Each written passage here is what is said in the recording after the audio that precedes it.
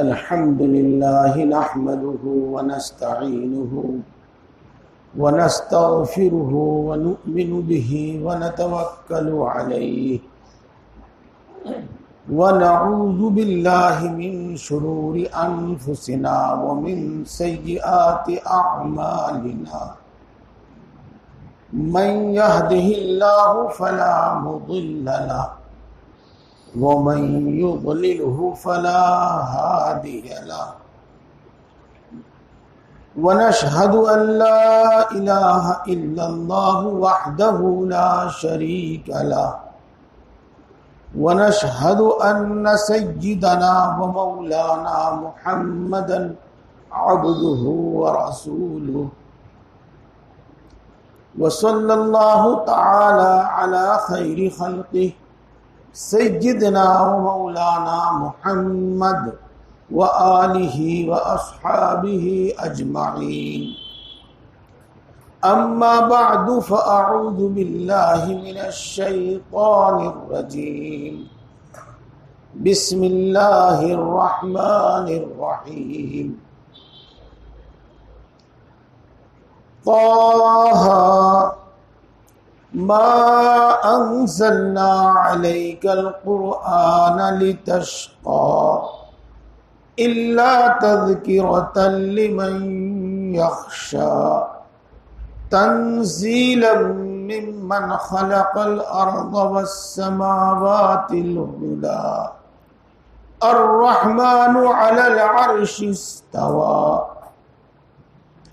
له ما في السماوات وما في الأرض وما بينهما وما تحت الثرى صدق اللہ العظیم۔ محترم بزرگوں اور دوستوں، یہ سورت جس کی شروع کی کچھ آیتیں میں نے آپ کو پڑھ کر سنائی ہیں، اس سورت کا نام ہے سورہ طٰ۔ 16ویں پارے میں ہے یہ سورت۔ حدیث پاک میں آتا ہے کہ اللہ تبارک و تعالی نے زمین و آسمان پیدا کرنے سے بھی پہلے اور کئی ہزار سال پہلے فرشتوں کے سامنے یہ سورت پڑھی تو وہ اس کو سمجھتے، انہوں نے اس کو سمجھی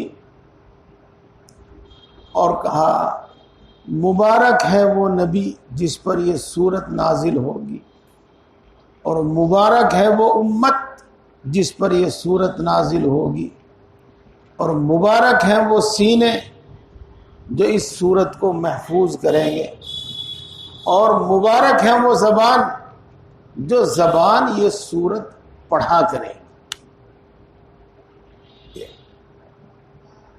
ہم چونکہ معنی مطلب کو اتنا نہیں سمجھتے،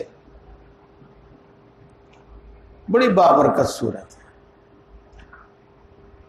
جو آیات میں نے پڑھی ہیں آپ کے سامنے، میں ان سب کا مطلب بیان کرنے کے موڈ میں نہیں ہوں اس وقت، ان سب کا مطلب بیان نہیں کروں گا، بلکہ صحیح معنی میں تو ایک ٹکڑے کا مطلب بیان کرنا چاہوں گا۔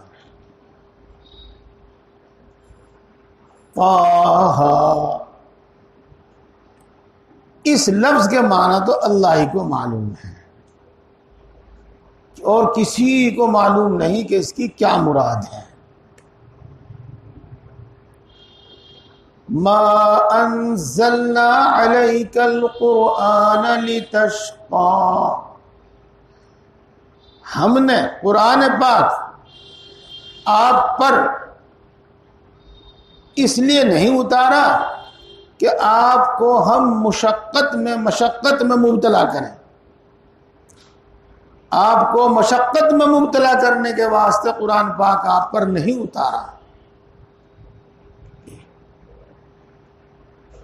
آپ کو مشکلوں میں ڈالنے کے واسطے آپ پر قرآن پاک نہیں اتارا، دیکھو اس میں خطاب تو رسول اکرم صلی اللہ علیہ وسلم کو ہے، کیونکہ اللہ کا کلام فرشتے کے واسطے سے سب سے پہلے نبی کو ملتا تھا، تو ان کو خطاب ہے۔ لیکن جیسے یہ سورت رسول اللہ صلی اللہ علیہ وسلم پر نازل ہوئی، یوں سمجھو اسی طریقے سے رسول اللہ صلی اللہ علیہ وسلم کے واسطے سے ان کی امت پر نازل ہوئی۔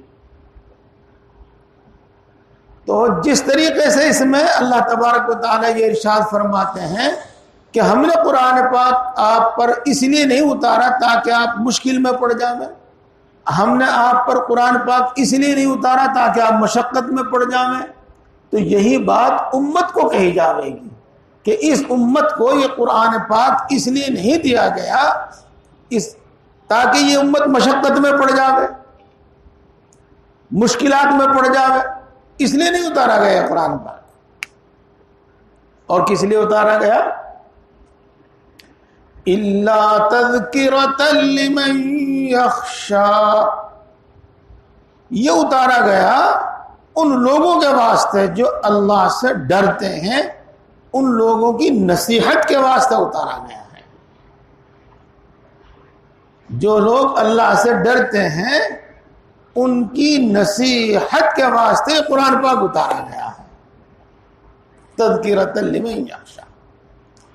دیکھو تذکرہ کا ترجمہ نصیحت کا کیا جاتا ہے، اور تذکرہ کے معنی یاد دہانی کے بھی کیے جاتے ہیں، لیکن نصیحت کا کیا جاتا ہے۔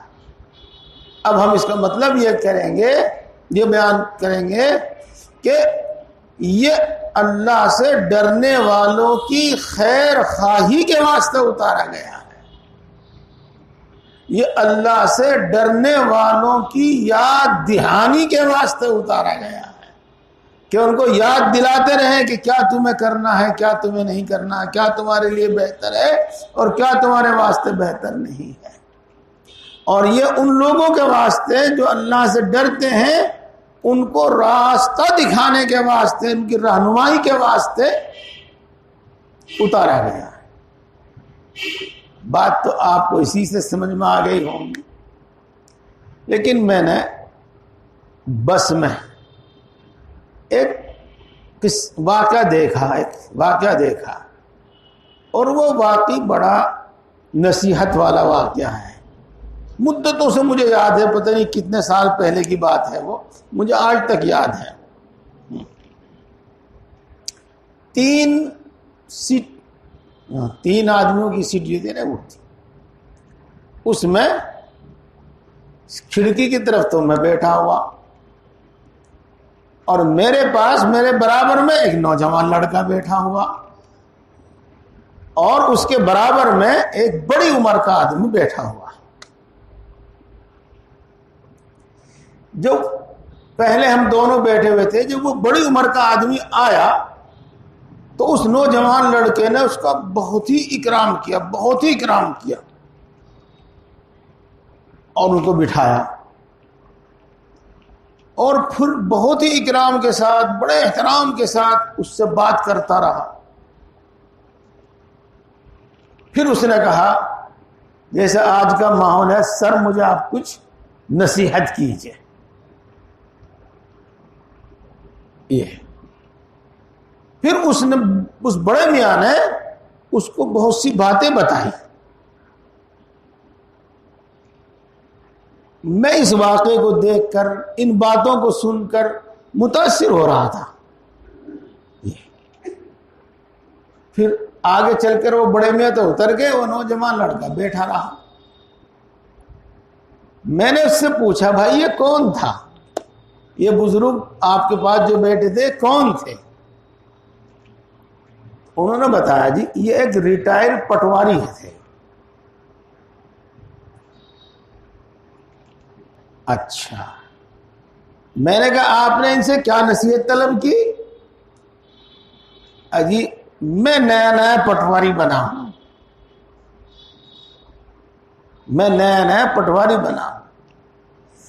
تو تو میں نے ان کے تجربے سے فائدہ اٹھانے کے واسطے ان سے کچھ بات پوچھی کہ جی میں اپنی پٹواری کا دور، اپنا پٹواری کا زمانہ کیسے گزاروں، میں اپنی پٹواری کا کام کیسے کروں. ٹھیک ہے، اچھی بات. میرے دوستو، ایک قدم غلط اٹھ جاتا ہے اور کتنا نقصان ہو جاتا ہے، اور قدم صحیح اٹھ گیا تو کامیابی مل جاتی ہے. نصیحت اور رہنمائی یہ بڑی چیز ہے، بڑی چیز ہے. بہت سارے لوگ آتے ہیں، ملتے ہیں، وہ کہتے ہیں جی مول صاحب کچھ نصیحت کر دو، کوئی چھوٹی سی بات بتا دو جو زندگی میں فائدہ دیتی رہے. صحابہ کرام رضوان اللہ تعالی علیہ مجمعین رسول اللہ صلی اللہ علیہ وسلم کی خدمت میں حاضر ہوتے تھے، اور ان میں سے کچھ دور دراز دیہات سے، گاؤں سے، جنگل سے چل کر آتے تھے بدو. تو وہ یہی فرماتے تھے اللہ کے رسول صلی اللہ علیہ وسلم کو نصیحت فرما دیجیے. بہرحال میرے دوستو، نصیحت بڑے کام کی چیز ہے، بڑے کام کی چیز ہے. اللہ تبارک و تعالیٰ نے یہ قرآن پاک اس لیے اتارا تاکہ ہم اپنی زندگی اس کے مطابق گزاریں اور ہم دنیا میں ٹھوکریں نہ کھائیں، تاکہ ہم اپنی زندگی قرآن پاک کے مطابق گزاریں، اور پھر مرنے کے بعد جو زندگی ہے اس میں ہمیں آرام ہی آرام ملے. جو اس بات کو مانے گا اور اللہ سے ڈرے گا اس کے لیے قرآن پاک نصیحت ہی نصیحت ہے، نصیحت ہی نصیحت ہے. اور جو شخص نہ مانے، غفلت برتے، اس کے لیے کچھ بھی نہیں، اس کے لیے کچھ بھی نہیں. چنانچہ قرآن پاک کے بالکل شروع میں اللہ تبارک و تعالیٰ نے ارشاد فرمایا ذَلِكَ الْكِتَابُ لَا رَيْبَ فِيهِ هُدًى لِّلْمُتَّقِينَ، کہ یہ رہنمائی ہے، راستہ دکھانا ہے پرہیزگار لوگوں کے واسطے. اور اس کا ترجمہ بھی کیا جا سکتا ہے اللہ سے ڈرنے والوں کے واسطے. بہرحال یہ بڑی نصیحت ہے. اب میں اسی کی روشنی میں کچھ باتیں آپ کو بتاؤں گا. اس سے پہلے ایک سوال کا جواب دے دوں میں. ہو سکتا ہے آپ کے بعض کے دماغ میں وہ بات ہو اور اب نہ ہو پھر آ جاوے. تفصیل سے تو انشاءاللہ میں یہی بات آج ہی بیان کروں گا آخر میں، لیکن اب شروع میں بھی کچھ بات میرے ذہن میں آ رہی ہے تو میں کہہ دوں. آپ یہ کہیں گے، کہنے والا آپ نہیں بلکہ کہنے والا یہ کہے گا اگجی ہم تو سب سے زیادہ پریشان ان دیندار لوگوں کو ہی دیکھے ہیں، سب سے زیادہ پریشان ان ملا جی لوگوں کو ہی دیکھے ہیں. آپ بتا رہے کہ قرآن پاک نصیحت ہے، خیر خواہی ہے، رہنمائی ہے. اگر یہ واقعی قرآن پاک ایسی نصیحت اور رہنمائی ہے تو اس پر عمل کرنے والوں کو تو کوئی دشواری، کوئی پریشانی دنیا میں پیش آنی ہی نہیں چاہیے. یہ کوئی ایک شخص کہہ سکتا ہے. ہاں، اور جس نے کہا اور اس نے اپنے دل کی بات کہہ دی تو بہت ٹھیک کیا. اس کا جواب ملے گا تو انشاءاللہ العزیز تسلی ہو جاوے گی اور یہ شیطانی خیال اس کا دور ہو جائے گا. یہ اور پہلے میں آپ کو اس کا جواب دینے سے پہلے آپ کو ایک حدیث پاک سناؤں، وہ اس کا جواب بھی ہو جائے گا. ایک صحابی رسول اکرم صلی اللہ علیہ وسلم کی خدمت میں حاضر ہوئے اور عرض کیا کہ اے اللہ کے رسول صلی اللہ علیہ وسلم، میرے بھائی کو دست لگ رہے ہیں. یہ رسول اللہ صلی اللہ علیہ وسلم نے ارشاد فرمایا کہ اس کو شہد پلاؤ. انہوں نے جا کر شہد پلایا. شہد پلانے سے دست اور زیادہ ہو گئے.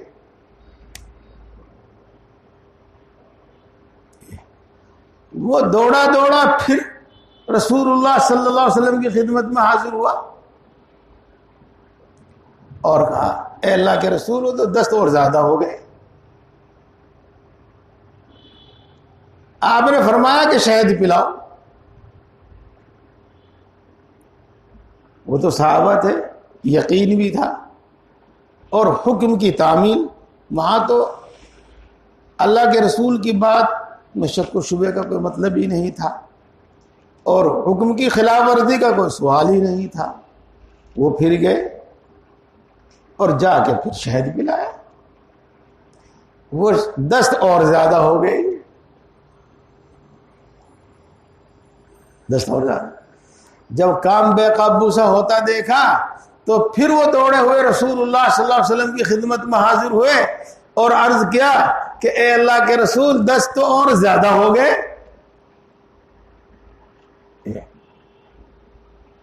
تو آپ صلی اللہ علیہ وسلم نے ارشاد فرمایا تیرے بھائی کا پیٹ جھوٹا ہے اور اللہ کی بات سچی ہے, جا اس کو شہد پلا.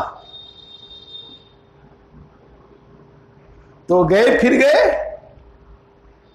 ہاں ہم تم ہوتے تو پتہ نہیں کیا کرتے. وہ گئے اور پھر شہد پلایا. پھر ان کا پیٹ ٹھیک ہو گیا, ان کے دست بند ہو گئے, وہ ٹھیک ہو گئے.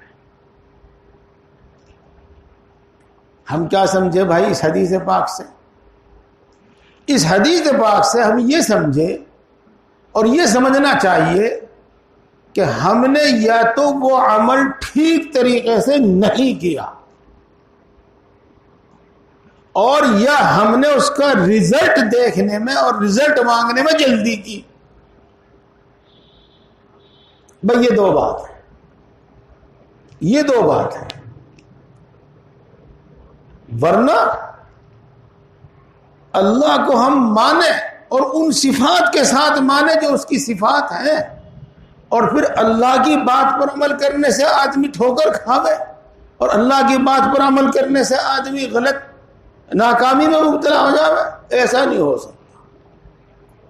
ایسا نہیں ہو سکتا. یا تو ہم نے اس پر صحیح طریقے سے عمل نہیں کیا یا ہم نے اس کا رزلٹ مانگنے میں جلدی کی. ان دونوں باتوں میں سے کوئی ایک بات ہے. ایک بات تو یہ سمجھ لو.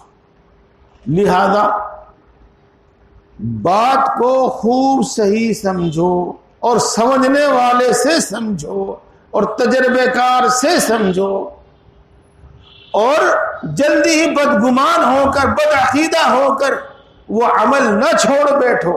جس نے آپ کو وہ عمل بتایا ہے پھر اس کے پاس جاؤ, اس سے پوچھو, پھر اس کے پاس جاؤ, پھر اس سے پوچھو, پھر اس کے پاس جاؤ, پھر اس سے پوچھو, کرتے رہو. انشاءاللہ اگر آپ کی رہنمائی کرنے والا عالم صحیح ہے, جانکار ہے, صحیح بتا رہا ہے تو غلطی ہو نہیں سکتی, ناکامی ہو نہیں سکتی. ایک تو بات یہ سمجھ لیں میرے دوستو. ایک بات یہ میں نے حدیث پاک سے آپ اس سوال کا جواب دیا ہے اور امید ہے کہ بات سمجھ میں آئی ہوگی. اب ایک دوسری بات اور سنو. اللہ تبارک و تعالی قرآن پاک میں ارشاد فرماتے ہیں بھائی اگر پڑھنے میں کچھ غلطی ہو جائے تو بتا دینا. لَهُ مُعَقِّبَاتٌ مِّن بَيْنِ يَدَيْهِ وَمِن خَلْفِهِ يَحْفَظُونَهُ مِنْ أَمْرِ اللَّهِ. یہ 13ویں پارے کی آیت شریفہ ہے, وہ ما ابرئ کی 13ویں پارے کی آیت شریفہ ہے. اس آیت شریفہ کا حاصل یہ ہے کہ اللہ تبارک و تعالی نے انسانوں کی حفاظت کے واسطے کچھ فرشتے مقرر کر رکھے ہیں جو حادثات سے، آفتوں سے انسانوں کی حفاظت کرتے ہیں. یحفظونہ من امر اللہ. اب پھر آپ کیا، کوئی بھی سوال کرنے والا پھر یہی کر دے گا کہ جی جب اللہ نے حفاظت کے واسطے فرشتے مقرر کر رکھے تو یہ ایکسیڈنٹ کیوں ہوتے ہیں، یہ آگ میں کیوں جلتے ہیں، یہ چھت گری اس میں دب گئے، سیلاب آ گیا اس میں بہہ گئے، ایسا کیوں ہے؟ ہاں دیکھو، قرآن پاک کی آیات کی تفسیر کرتی ہے حدیث، یعنی رسول اللہ صلی اللہ علیہ وسلم اس کی تفسیر کرتے ہیں. اور جو اگلی بات میں بتا رہا ہوں آپ بڑے دھیان سے سنیں، ماشاءاللہ سب مجھے ٹکٹکی باندھ کے دیکھ رہے، لیکن میں پھر کہہ رہا ہوں کہ اس بات کو بہت دھیان سے سنو اور اس کو پلے میں گرانا باندھ لو، بلکہ دل میں جما لو.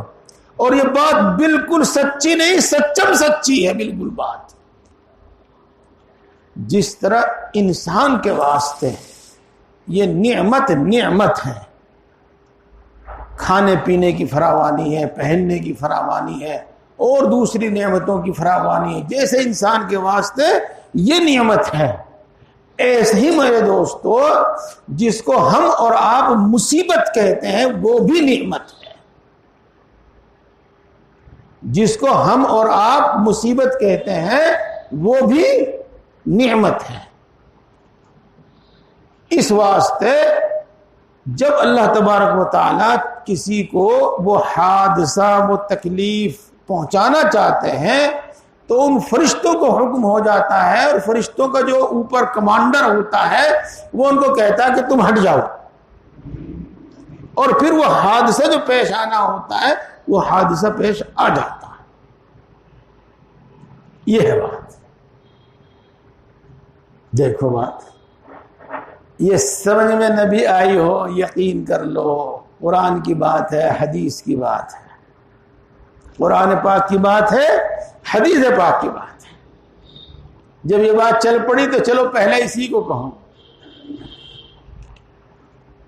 آپ کے سامنے ذکر آتا رہتا ہے اکثر و بیشتر حضرت حاجی صاحب کا، حضرت میاں جی صاحب کا، حضرت مولانا اشرف علی صاحب تھانوی رحمۃ اللہ علیہ کا، حضرت مولانا مسیح اللہ خان صاحب جلال آبادی کا. ان سب کا ذکر اکثر و بیشتر آپ سنتے رہتے ہیں. ہاں میرے استاد، میرے شیخ یہی ہیں. حضرت مولانا مسیح اللہ خان صاحب میرے استاد بھی ہیں، شیخ بھی. اور حضرت مولانا اشرف علی صاحب تھانوی رحمۃ اللہ علیہ حضرت مولانا مسیح اللہ خان صاحب کے شیخ ہیں. اور حضرت حاجی امداد، حضرت مولانا مسیح اللہ خان، حضرت مولانا اشرف علی صاحب تھانوی رحمۃ اللہ علیہ حضرت مولانا مسیح اللہ خان صاحب کے شیخ ہیں. اور حضرت حاجی صاحب، حضرت حاجی امداد اللہ صاحب وہ حضرت مولانا اشرف علی صاحب کے شیخ ہیں. اور حضرت میاں جی نور محمد صاحب وہ حضرت حاجی امداد اللہ صاحب کے شیخ ہیں. تو یہ ہمارے شیخوں کا، مشائخ کا سلسلہ ہے، ہمارے پیروں کا سلسلہ ہے. ہمیں انہی سے فیض پہنچا ہے جو ہم آپ کو پہنچا رہے ہیں. اس واسطے ان کا تذکرہ آتا رہتا ہے. حضرت حاجی صاحب تشریف فرما تھے. ایک شخص نے کچھ سوال کیا، جیسے کہ اب ہمارے آپ کے درمیان بات ہو رہی ہے، تو حضرت حاجی صاحب نے بتایا ان کو اور سمجھایا ان کو کہ بھائی جس طریقے سے نعمت ہے، اسی طریقے سے یہ مصیبت جس کو ہم کہتے ہیں یہ بھی نعمت ہے. اس بات کو سمجھایا. یہ بات چلی رہی تھی کہ ایک شخص آیا اور اس نے اپنی پریشانی، اپنا دکھ بیان کیا، اور اتنی پریشانی، اتنا دکھ بیان کیا کہ سننے والوں پہ بھی اس کا اثر ہوا کہ ہاں بھائی بڑی تکلیف میں ہے یہ. حضرت حاجی صاحب پر بھی اس کا اثر ضرور ہوا ہوگا. تو جہاں موجود تھے لوگ، وہاں پر جو موجود تھے لوگ، انہوں نے سوچا، خیال کیا کہ دیکھو اب حضرت کیا فرماتے ہیں. اگر مصیبت بھی نعمت ہے تو نعمت کو دور کرنے کی تو دعا نہیں کی جاتی، تو مصیبت کو دور کرنے کی دعا تو کرنے کے لیے. ہاں، اور اگر یہ مصیبت کو دور کرنے کی دعا کرتے ہیں تو پھر وہ مصیبت پھر نعمت نہیں ہے. ہاں تو ان کے دل میں یہ بات آئی اور بالکل ٹھیک آئی.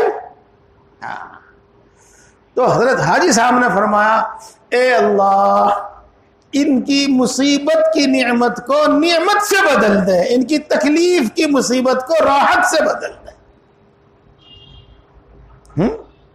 جو مصیبت والی تکلیف والی نعمت ہے اس تکلیف کو راحت والی آرام والی نعمت سے بدل دے. دیکھو میرے دوستو اب بات خوب اچھی طرح سمجھ میں آ گئی ہو, اور یہ بات تو شاید میں نے پہلے بھی آپ کو بتائی تھی. ہاں بتائی تھی, یاد آ گئی مجھے. ایک مثال دے کے بتایا تھا میں نے. ایک بچہ استاد صاحب کے پاس پڑھنے کے لیے آتا ہے اور استاد محترم اس کو کچھ نہیں کہتے, ہنساتے ہیں, کھلاتے ہیں, بلکہ پلاتے بھی ہیں, اور وہ خوش خوش آتا ہے, خوش خوش گھر چلا جاتا ہے. بس سبق سنائے جب اس کی مرضی, نہ سنائے جب اس کی مرضی, پچھلا یاد رکھے جب اس کی مرضی, نہ یاد رکھے جب اس کی مرضی. ایک شخص تو یہ ہے جی, ایک بچہ تو وہ ہے, اور ایک استاد تو ایسا ہے, اور ایک دوسرا بچہ ایسا ہے, ایک دوسرا استاد ایسا ہے کہ جب وہ آیا اور کھیلنا بیٹھ کے اس نے کھیلنا شروع ہونے لگا تو دو تھپڑ دیا اس کے بچے کے. اگر اس نے سبق نہیں سنایا تو تھپڑ لگا, کان پکڑی ہوئی, چھٹی بند ہوئی. اب یہ بچہ اس کو برداشت کرتا ہے. تو آپ بالکل سوچ کے صحیح بتاؤ کہ ان دونوں بچوں میں سے رزلٹ کس کا صحیح ہوگا. یقیناً وہ بچہ جو آیا, کھیلا, کھایا, پیا, چلا گیا, سبق سنایا جب ٹھیک, نہیں سنایا جب ٹھیک, یاد رکھا جب نہیں یاد, وہ ایک پارا بھی نہیں پڑھنے کا, اور جو پڑھے گا وہ بھی اس کے یاد نہیں ہوگا. اور جس نے تھپڑ برداشت کیے انشاءاللہ وہ حافظ ہوگا, پکا حافظ ہوگا, پکا حافظ ہوگا انشاءاللہ, اور عالم بنے گا جو بھی کچھ جہاں تک بھی چلے گا. اس لیے میرے دوستو یہ نعمت ہے. اللہ رب العزت ان تکلیفوں میں ڈال کر, ان مشکلوں میں ڈال کر آدمی کو اپنی طرف متوجہ کرتا ہے, بندے کو اپنی طرف متوجہ کرتا ہے. اس کے دل دماغ کو, اس کی طبیعت کو ایسی بناتا ہے کہ وہ اللہ کی ماننے والا ہو. یہ دیکھو جب یہ بات چل گئی تو کچھ دیر یہی چلے. جب مسلمان بندہ, مومن بندہ چلتا ہے, چلتے چلتے اس کو ٹھوکر لگ جاوے, اس پر بھی اللہ تبارک و تعالیٰ ثواب عطا فرماتے ہیں, اس پر بھی اللہ تبارک و تعالیٰ اس کے گناہ معاف فرماتے ہیں. اگر اس کو کانٹا لگ جاوے, کانٹا, تو اس پر بھی اللہ تبارک و تعالیٰ اس کو ثواب عطا فرماتے ہیں, اس پر بھی اللہ تبارک و تعالیٰ اس کے گناہ معاف فرماتے ہیں. تو بتاؤ اب یہ نعمت ہے کہ نہیں ہے؟ جی. اگر کسی شخص کو بخار چڑھ جاتا ہے, بخار یا کوئی اور تکلیف, گناہ معاف ہوتے ہیں, اور تکلیف سے گناہ معاف ہوتے ہیں. یہ بات آپ نے بار بار سنی ہوگی. ہاں آج اور سمجھا دوں. جب رسول اکرم صلی اللہ علیہ وسلم کسی بیمار کی مزاج پرسی کے واسطے جاتے تھے, عیادت کے واسطے, مزاج پرسی کے واسطے جاتے تھے, تو اور دعاؤں کے ساتھ ایک دعا یہ بھی پڑھا کرتے تھے, لا بأس طہور انشاءاللہ, لا بأس طہور انشاءاللہ. یہ اسے کیا ترجمہ؟ کوئی حرج نہیں ہے, کوئی بات نہیں ہے, یہ بیماری تمہیں پاک کرنے کے واسطے ہے انشاءاللہ, یہ بیماری تمہیں پاک کرنے کے واسطے ہے انشاءاللہ, لا باس طہور انشاءاللہ. تو دیکھو میرے بھائی یہ بات ہے اللہ کی نعمتوں کا, اور ان نعمتوں کا جن کو ہم مصیبت سمجھتے ہیں, جن کو ہم تکلیف سمجھتے ہیں. دیکھو اب تو مثال ایسی دے دوں جس سے آپ کو ہم کو واسطہ پڑتا ہے. نہیں پہلے حدیث ہی سناؤں, اچھا پھر اس کی مثال دوں گا. اگر اچانک چراغ بجھ جاوے, اچانک چراغ بجھ جاوے اور اندھیرا ہو جاوے تو دیکھو بعض مرتبہ بڑی دقت ہوتی ہے, بڑی تکلیف ہوتی ہے. ہاں حدیث پاک میں آتا ہے اس میں بھی ثواب ملتا ہے بندے. اچانک چراغ بجھ گیا اور اس سے جو الجھن اور تکلیف ہوئی اس پر بھی بندے کو ثواب ملتا ہے, اس پر بھی گناہ معاف ہوتا ہے.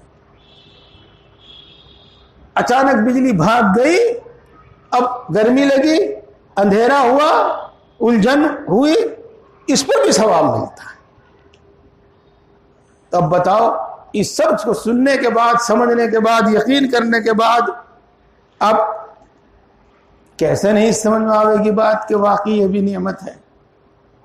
ہاں بات تو الحمدللہ خوب سمجھ میں آ گئی, لیکن ایک قصہ یاد آیا اور وہ میرے شیخ اول حضرت مولانا مسیح اللہ خان صاحب نور اللہ مرقدو کا سنایا ہوا ہے. بس وہ سنا کر پھر میں اپنی بات شروع کرتا ہوں اگلی, چونکہ امید نہیں پکی بات ہے کہ اب بات اتنی صاف ہو جاوے گی کہ اس میں پھر شک و شبہ کی گنجائش نہیں رہے گی. جی ہاں, ایک مومن بیماری میں مبتلا ہے اور بس موت قریب ہے, جس کو ہم کہتے ہیں مرض الوفات, وفات کی بیماری, موت کی بیماری میں مبتلا ہے. عموماً اس وقت آدمی بہت پریشان ہوتا ہے.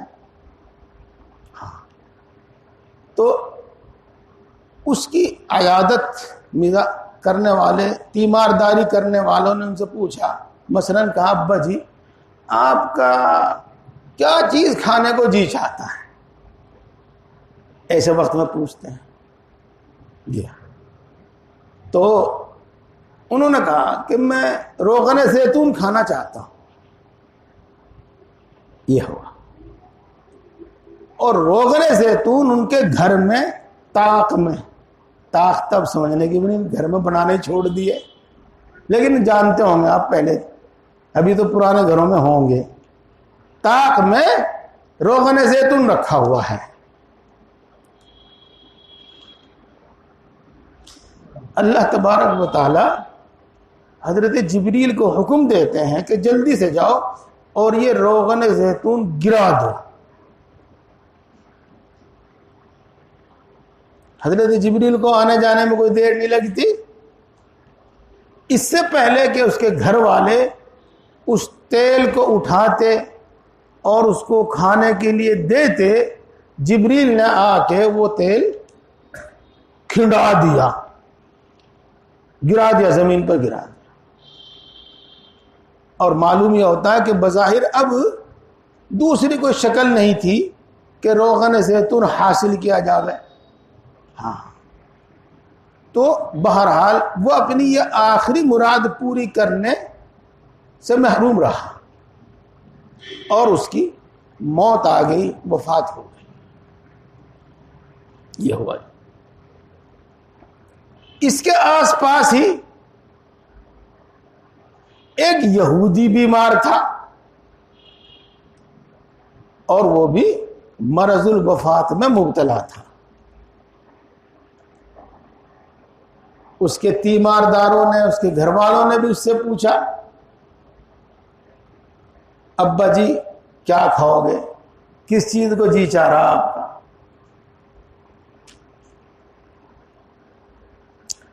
تو انہوں نے کہا, اس شخص نے کہا کہ میں مچھلی کھاؤں گا.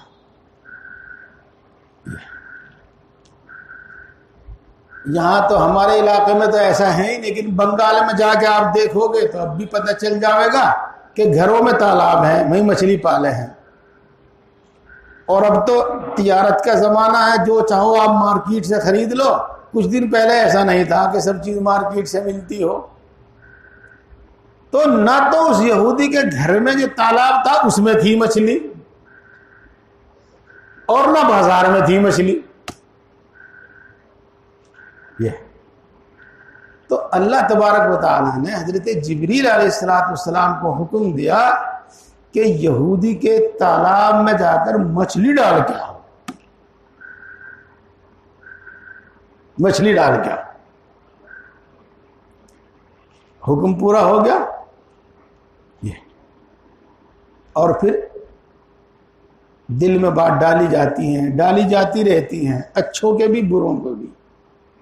انہوں نے کہا بھائی جال لگا کے دیکھ لو، کیا پتا آئی جا مچھلی، ہوئی کوئی اس میں چھوٹا موٹا بچہ ہو پل کے بڑا ہو گیا ہو، کیا پتا اس میں ہوئی۔ تو جال لگایا تو اس میں مچھلی آ گئی، اور صاحب اس بیمار کو کھلا دی، اس کے بعد اس کی وفات ہو گئی، موت ہو گئی۔ جیسے میرے اور آپ کے ذہن میں یہ سوال آیا یا آ سکتا ہے، ایسے حضرت جبریل کے ذہن میں بھی یہ سوال آ گیا، اور کہا اس نے اللہ میں بات سمجھ میں نہیں آئی، اللہ بات سمجھ میں نہیں آئی۔ وہ یہودی دشمن، اس کی تو اتنی ناز برداری کہ گھر میں تالاب میں مچھلی بھی نہیں تھی، بازار میں مچھلی نہیں تھی، اس کی تمنا پوری کرنے کے واسطے تو مچھلی تالاب میں ڈلوا دی۔ اور وہ مومن جس کے گھر میں زیتون کا تیل رکھا ہوا تھا وہ گروا دیا، بکھیر دیا، کھنوا دیا، بات سمجھ میں نہیں آئی۔ ہاں چلو ایک درمیان میں چھوٹی سی بات بتا دوں، انشاءاللہ موقع رہا، بات کا سلسلہ چلا تو آج ہی بتاؤں گا، باقی بعد میں بتاؤں گا۔ ان باتوں کو سمجھنے کی کوشش بھی نہ کرنا، اور سب باتوں کی وجہ معلوم بھی نہیں ہو سکتی۔ ان حکمتوں کو، ان مصلحتوں کو اللہ تبارک و تعالی ہی جانتا ہے، اور ان سب حکمتوں اور مصلحتوں کو جاننے کے واسطے ہمارے پاس کوئی ذریعہ نہیں ہے۔ اللہ نے میری آنکھ کیوں پھوڑ دی، کیسے پتہ چلے گا مجھے تو کچھ پتہ نہیں چل رہا، مجھے تو پھٹی ہوئی دکھی، اب اس میں میرے لیے کیا بہترائی ہے، اس کا آج نہیں پتہ چلنے کا، اس کا پتہ تو مرنے کے بعد ہی چلے گا۔ کیوں بھائی جو بہت ساری باتیں ہیں، اگر مان لو حضرت جبریل یہ سوال نہ کرتے اور جواب نہ ملتا، اور رسول اللہ صلی اللہ علیہ وسلم ہمارے سامنے یہ بات بیان نہ فرماتے، تو ہمیں کیسے پتا چلتا کہ یہودی کو مچھلی کیوں کھلائی گئی اور مسلمان کو زیتون کے تیل سے کیوں محروم کیا گیا، ہمیں تو نہ پتا چلتا۔ میرے اور آپ کے ساتھ جو کچھ ہو رہا ہے اس میں کیا حکمتیں ہیں، تو ان کے پتہ چلنے کا ہمیں کیسے پتہ چلے گا؟ تو ان کے معلوم کرنے کے چکر میں بھی نہ رہنا۔ پہلی بات ہو گئی ہے جی، ہو گئی، آ گئی سمجھ میں؟ اچھا اگلی اور سن لو۔ ایک زمانے تک، ایک مدت تک بہت اچھا حضور، بہت اچھا حضور، بہت اچھا حضور، یعنی جو معاملہ بھی ہے اسے برداشت کرتے رہو، اسے برداشت کرتے رہو، اور اللہ کا حکم پورا کرتے رہو، اور جو بھی حالت گزرے برداشت کرتے رہو۔ جی ہاں، پھر اللہ تبارک و تعالی انشاءاللہ ثم انشاءاللہ، کوئی شک نہیں، چھوٹا منہ بڑی بات، تجربے کی بات، اور اپنے بڑوں سے سنی ہوئی بات، کتابوں میں لکھی ہوئی بات، انشاءاللہ بہت سی باتوں کی حکمت و مصلحت پھر خود بخود آپ کو معلوم ہو جائے گی، اللہ آپ کے دل میں ڈالے گا اور آپ خوش ہو جاؤ گے، آپ خوش ہو جاؤ گے۔ جی ہاں چلو خیر، بہرحال بات یہ تھی اللہ رب العزت نے پھر یہ جواب دیا کہ بات دراصل یہ ہے کہ اس یہودی کی ایک نیکی ہمارے پاس ہے، ہم نے اس کا بدلہ اس کو دنیا ہی میں دے دیا تاکہ جب یہ ہمارے پاس آوے تو ہمارا دشمن سیدھا جہنم میں، اور اس کے لیے یہاں پر کوئی روح رعایت نہیں۔ یہ اور وہ بندہ مومن، اس کا ایک گناہ ہمارے پاس لکھا ہوا ہے، تو ہم نے اس کو اس کی مراد سے محروم کر کے، ہم نے اس کو اس کی مراد سے محروم کر کے اس گناہ کو معاف کر دیا۔ اب جب وہ ہمارے پاس آئے گا تو سیدھا جنت میں جائے گا، اس کے لیے یہاں پر کوئی سزا اور کوئی دقت، کوئی دشواری نہیں ہوگی۔ کیا پتا اسی ایک گناہ کی وجہ سے معاملہ اٹک جاتا۔ تو میرے دوستو، ان تکلیفوں میں، ان مشکلوں میں آخرت کو تو ہے ہی ہے فائدہ، دنیا کا بھی بڑا فائدہ ہے، دنیا کا بھی بڑا فائدہ ہے۔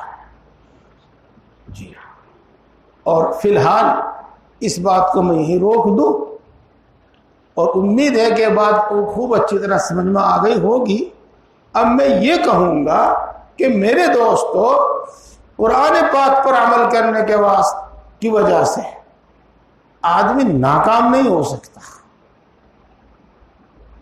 اللہ کی بات پر عمل کرنے سے آدمی ناکام نہیں ہو سکتا، اور بظاہر جو نامرادی ناکامی اگر ہے بھی تو حقیقت میں وہ کامیابی ہے، اللہ کے نزدیک وہ کامیابی ہے۔ چلو بات تو ہو رہی ہے، ایک بات اور آ گئی۔ میدان جہاد میں سپاہی لڑتے ہیں، جی، کوئی تو مارا جاتا ہے، قتل ہو جاتا ہے۔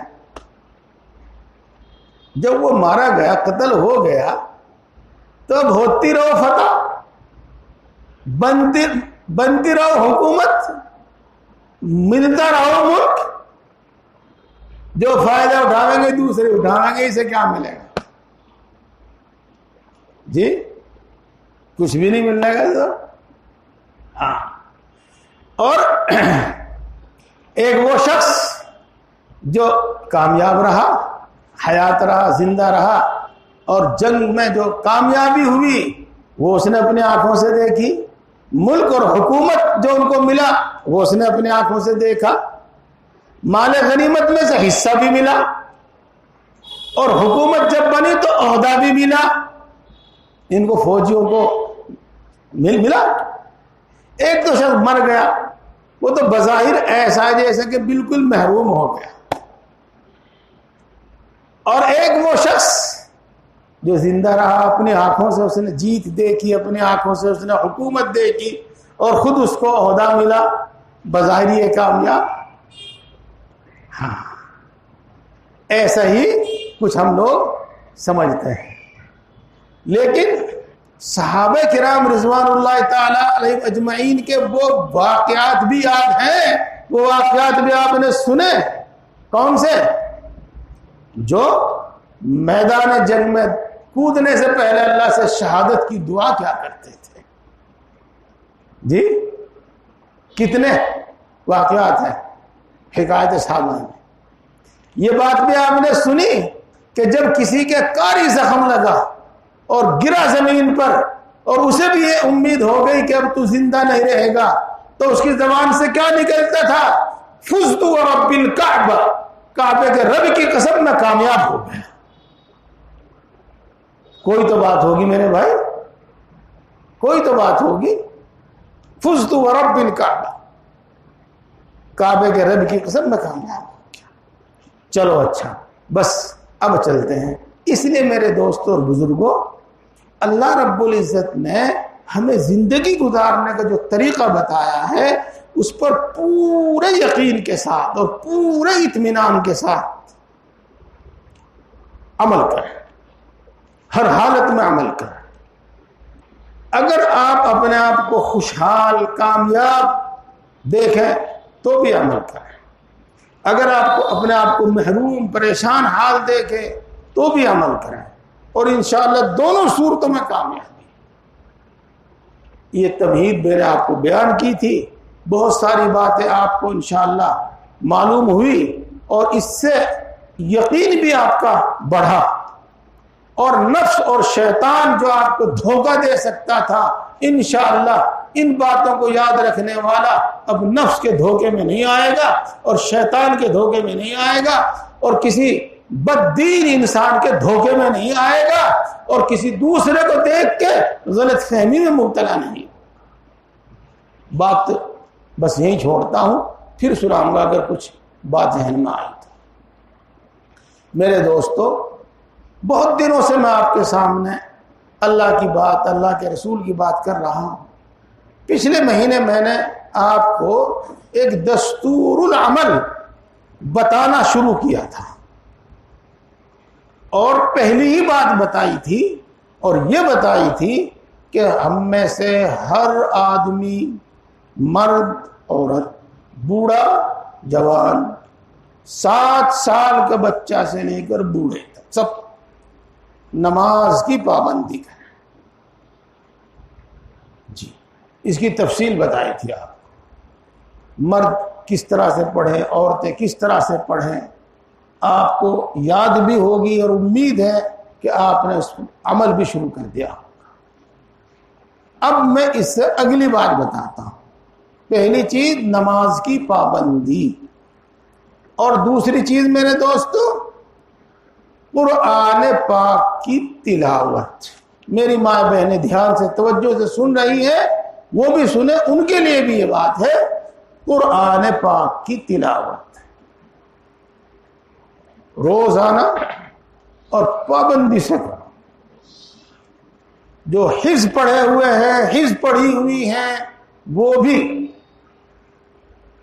اور جو ناظریں پڑھے ہوئے ہیں، پڑھی ہوئی ہے وہ بھی، جو پورا قرآن پاک پڑھے ہوئے ہیں وہ بھی، جو ایک پارا پاؤ پارا پڑھے ہوئے ہیں وہ بھی. اپنی زندگی کا معمول بنا لیں، اپنا روٹیشن بنا لیں اور روزانہ قرآن پاک کی تلاوت ضرور کریں، بلکہ ضرور بھی ضرور کریں. ہاں، الحمدللہ ثم الحمدللہ ہمارے گھروں میں آج تک یہ رواج عام تھا کہ صبح کو مرد، عورت، بچے سب قرآن پاک پڑھتے تھے. ہم نے اپنی آنکھوں سے دیکھا کہ فجر کی نماز کے بعد مسجد میں 20-20, 30-30 آدمی بیٹھے اور قرآن پاک پڑھ رہے ہیں. قرآن پاک پڑھ رہے ہیں. حافظ کی تو خاص طور سے ذمہ داری ہے کہ وہ زندگی بھر محنت کرتا رہے تاکہ یہ قرآن پاک جو اللہ نے اس کے سینے میں محفوظ کر دیا ہے یہ بھولے نہیں. تو قرآن پاک کی تلاوت ضرور کرے اور بھی ضرور کرے اور اپنا معمول بنا لے. جو ایک پارہ پڑھ سکتا ہے ایک پارہ پڑھے، اس سے زیادہ پڑھ سکتا ہے اس سے زیادہ پڑھے، اور اس سے کم پڑھ سکتا ہے اس سے کم پڑھے. آخری بات آ گئی پاؤ پارے کی، پاؤ پارا پڑھے، اور اس سے بھی آخری بات آ گئی ایک رکوع پڑھے، ایک سورت پڑھے، لیکن پڑھے اور اپنی زندگی کا معمول بنا لے. انشاءاللہ العزیز اس کی جو برکتیں ہیں اور اس کے جو فائدے ہیں، اس کے جو نفع ہیں، خواہ ہمیں معلوم ہو جب بھی ملیں گے اور نہ معلوم ہو جب بھی ملیں گے.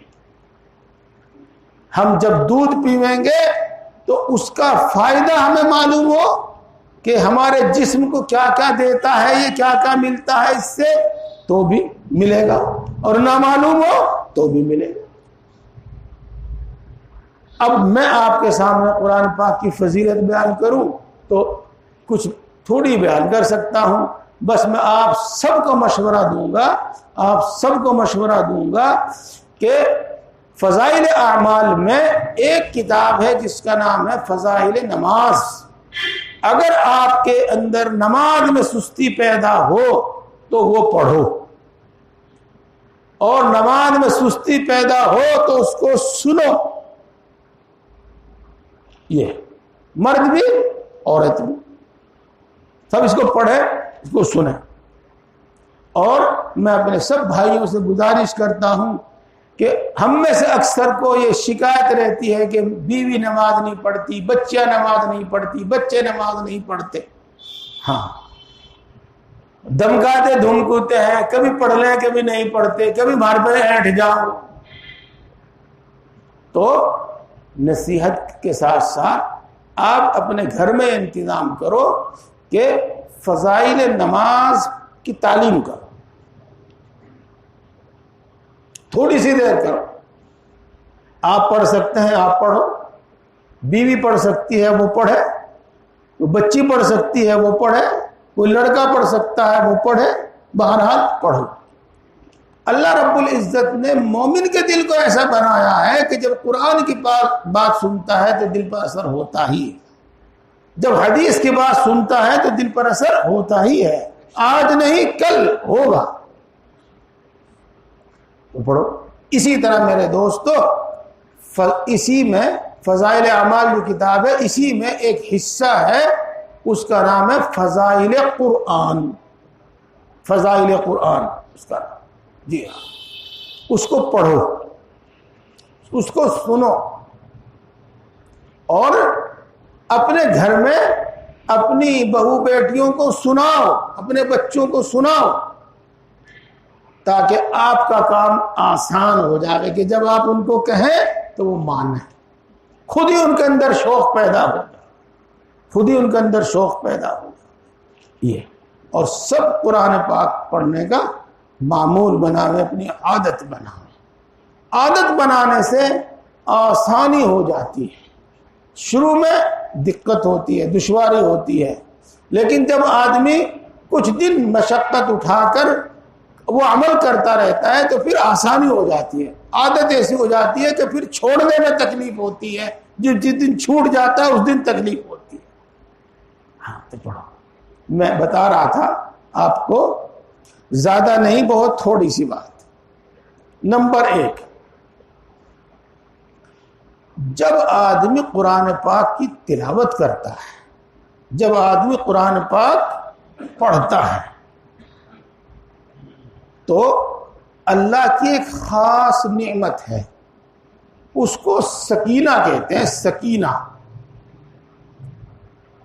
جس کا اثر دل کے اندر سکون اور اطمینان ہوتا ہے. سکون اور اطمینان، جس کا اثر دل کی دکھن کڑھن دور ہوتی ہونا، اس کا اثر یہ ہوتا ہے. اور دوسری برکتیں رحمتیں ہوتی ہیں. تو قرآن پاک پڑھنے والے پر اللہ کی خاص رحمت سکینہ نازل ہوتی ہے. یہ حدیث پاک. جی اسی طریقے سے اس کی تفصیل آپ کو فضائل قرآن میں ملے گی، واقعات ملیں گے، حدیث ملے گی. اسی طریقے سے میرے دوستو، جب قرآن پاک کی تلاوت کی جاتی ہے تو ہر حرف پر ایک ایک نیکی ملتی ہے. کبھی وہ 10 نیکی ملتی ہیں اور کبھی 50 نیکیاں ملتی ہیں، ہر حرف پر. اب مثال کے طور پر کہو الحمد، یہ 4 حرف ہو گئے. ال 2 اور ہم 4 اور دو 5 حرف. یہ تو یہ تو 5 نیکی ہو گئی، یہ 50 ہو گئی، اور یہ 250 ہو گئی. یہ نیکیاں اس طرح میں نیکیاں ملتی ہیں. دلوں کا زنگ دور ہوتا ہے. قرآن پاک پڑھنے سے دل کا زنگ دور ہوتا ہے. دل کا زنگ کیا ہے؟ ہاں دیکھو، اس کا ایک موٹی سی پہچان بتا دوں آپ کو، موٹی سی پہچان، اور دھیان سے سنیے اس کو، دھیان سے. جب اچھی بات بتائی جائے تو بری لگے، جب اچھی بات بتائی جاوے تو بری لگے. کیا مطلب؟ دل بگڑا ہوا ہے. جب اچھی بات بتائی جاوے تو سمجھ میں نہ آوے، دل بگڑا ہوا ہے. جب اچھی بات بتائی جاوے تو ماننے نہ، قبول نہ کرے، یہ دل بگڑا ہوا ہے، زنگ آلود ہے، بگڑا ہوا ہے. جی ہاں. تو قرآن پاک کی تلاوت سے دل کا یہ زنگ دور ہوتا ہے. ایسے طرح ذکر سے بھی دل کا یہ زنگ دور ہوتا ہے. تو وہ دوستو کتنے فائدے اس کے ہو گئے.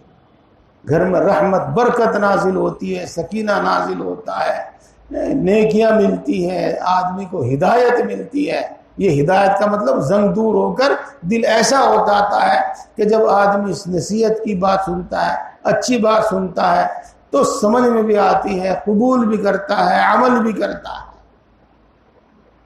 جو کتنے فائدے ہیں. اور بس میں فائدے تو بہت ہیں.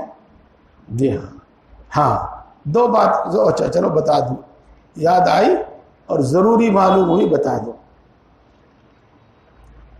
جب آدمی قرآن پاک پڑھتا ہے نا تو اللہ تبارک و تعالی اس بندے کی طرف پوری طرح متوجہ ہوتا ہے، پوری طرح متوجہ ہوتا ہے. قرآن پاک کی تلاوت کے وقت اللہ بندے کی طرف پوری طرح متوجہ ہوتا ہے.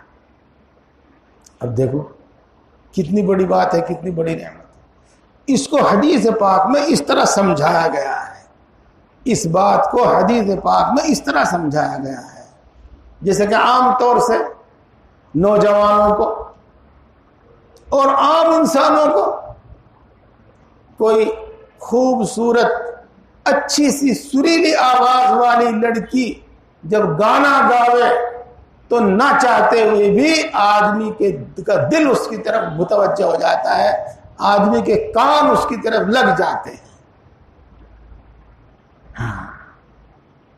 تو جس طریقے سے انسان کسی خوبصورت اور اچھی سریلی آواز والی لڑکی کے گانے کی طرف متوجہ ہوتا ہے نا، اللہ تبارک و تعالی اس سے زیادہ قرآن پاک پڑھنے والے کی طرف توجہ فرماتا ہے.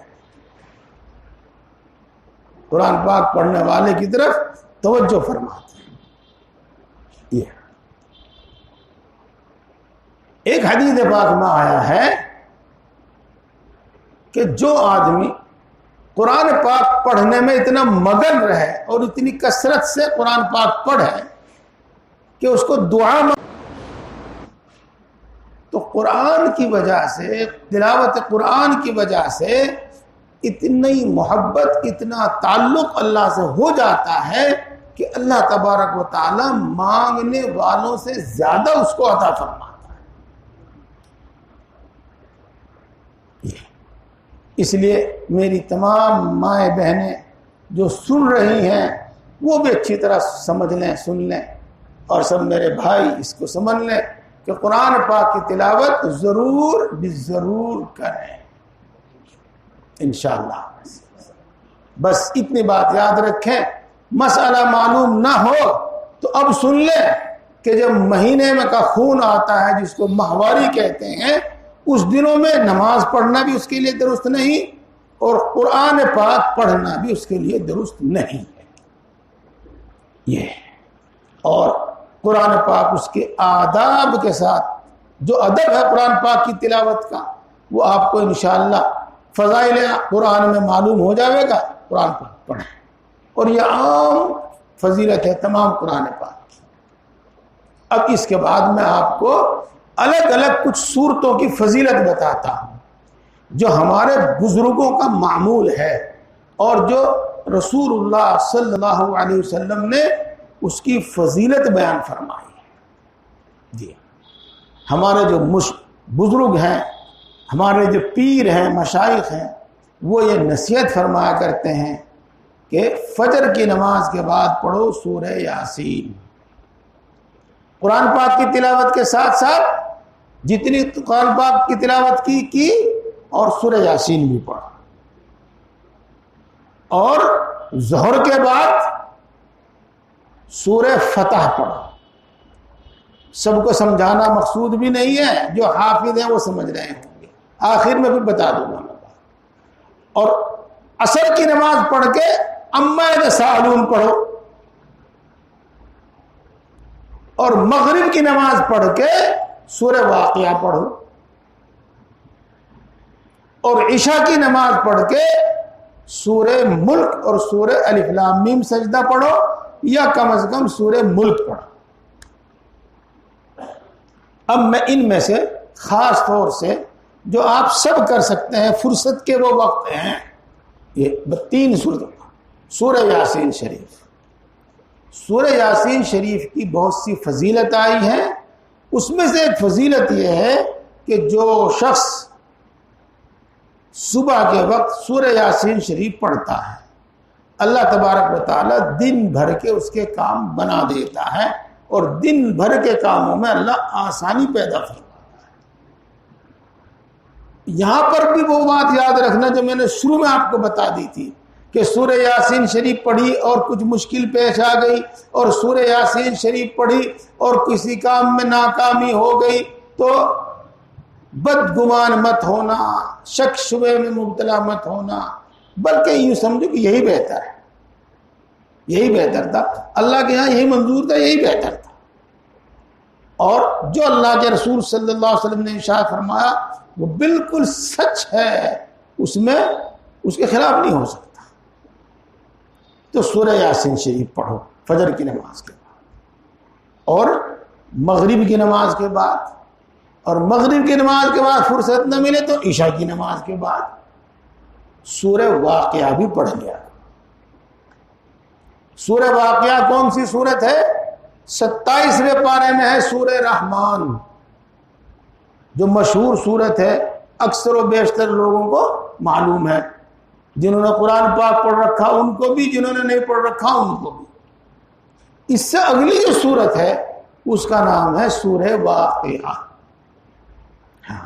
اس کے جو فائدے ہیں، اس کا ایک خاص فائدہ یہ ہے کہ سورہ واقعہ جو شخص پڑھتا ہے انشاءاللہ العزیز زندگی میں اس کو فاقہ نہیں ہوگا،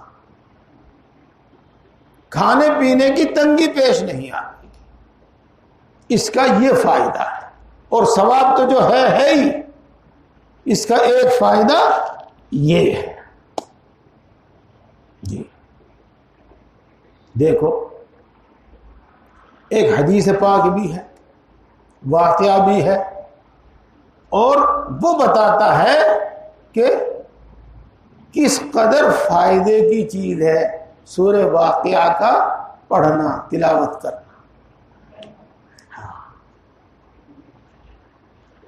حضرت عبداللہ بن مسعود رضی اللہ تعالی عنہ ایک صحابی ہے، اور بڑے مشہور صحابی ہیں، بڑے علم والے صحابی ہیں. ان کے ہاں لڑکا نہیں تھا، صرف لڑکیاں تھیں. جب وہ مرض الوفات میں مبتلا تھے تو حضرت عثمان غنی رضی اللہ تعالی عنہ کی بادشاہت، خلافت کا زمانہ تھا. خلافت کا یہ بادشاہت نہیں، خلافت کا زمانہ تھا. بادشاہت کا لفظ میں نے اس لیے لگا دیا کہ ہم میں سے بعض خلافت کا مطلب نہیں سمجھتے. بادشاہت ہوتی ہے من مانی حکومت، اور اپنے فائدے کے لیے حکومت، اور خلافت ہوتی ہے اللہ کے قانون کے مطابق حکومت. بادشاہ کی ملکیت نہیں ہوتی اس میں کچھ بھی، جو حاکم ہوتا ہے اس کی ملکیت نہیں ہوتی، بس وہ تو ہے کہ متولی اور منتظم ہوتا ہے، ورنہ سب عام مسلمانوں کی ملکیت ہوتا ہے، اس کو کہتے ہیں خلافت. تو حضرت عثمان غنی رضی اللہ تعالی عنہ کی خلافت کا زمانہ تھا.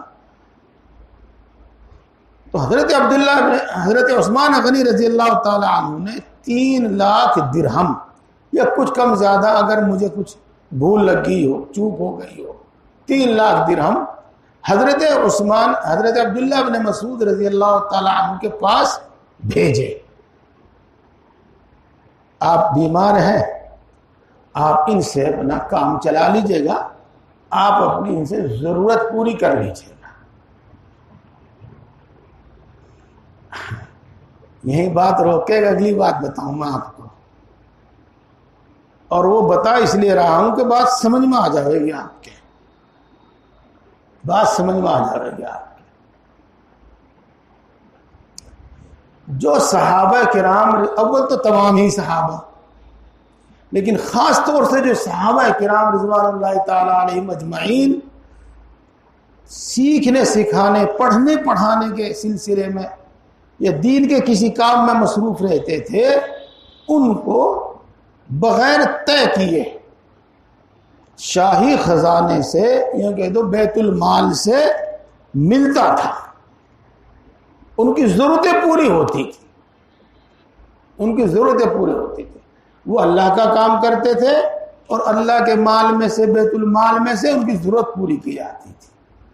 آج وہ تو سلسلہ رہا نہیں, لیکن اللہ کا کام کرنے والے, دین کا کام کرنے والے ہر طرف کام کر رہے ہیں.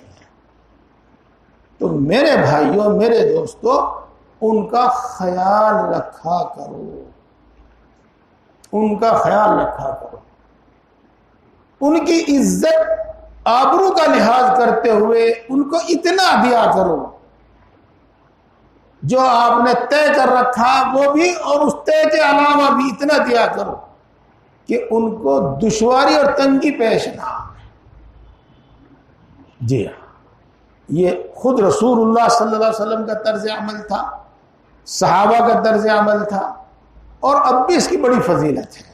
بس میں اس سے زیادہ کچھ نہیں کہتا, اور اتنی ہی بات کافی ہے. خیر, حضرت عثمان غنی رضی اللہ تعالیٰ عنہ نے 3000 درہم بھیجے, 3 لاکھ درہم بھیجے, اور انہوں نے وہ واپس کر دیے, اور یہ کہا کہ مجھے اس کی ضرورت نہیں. حضرت عثمان غنی رضی اللہ تعالیٰ عنہ نے پھر بھیجے اور کہا کہ رکھ لیجئے آپ ان کو, آپ کے بعد آپ کی بچیوں کے کام آ جائیں گے.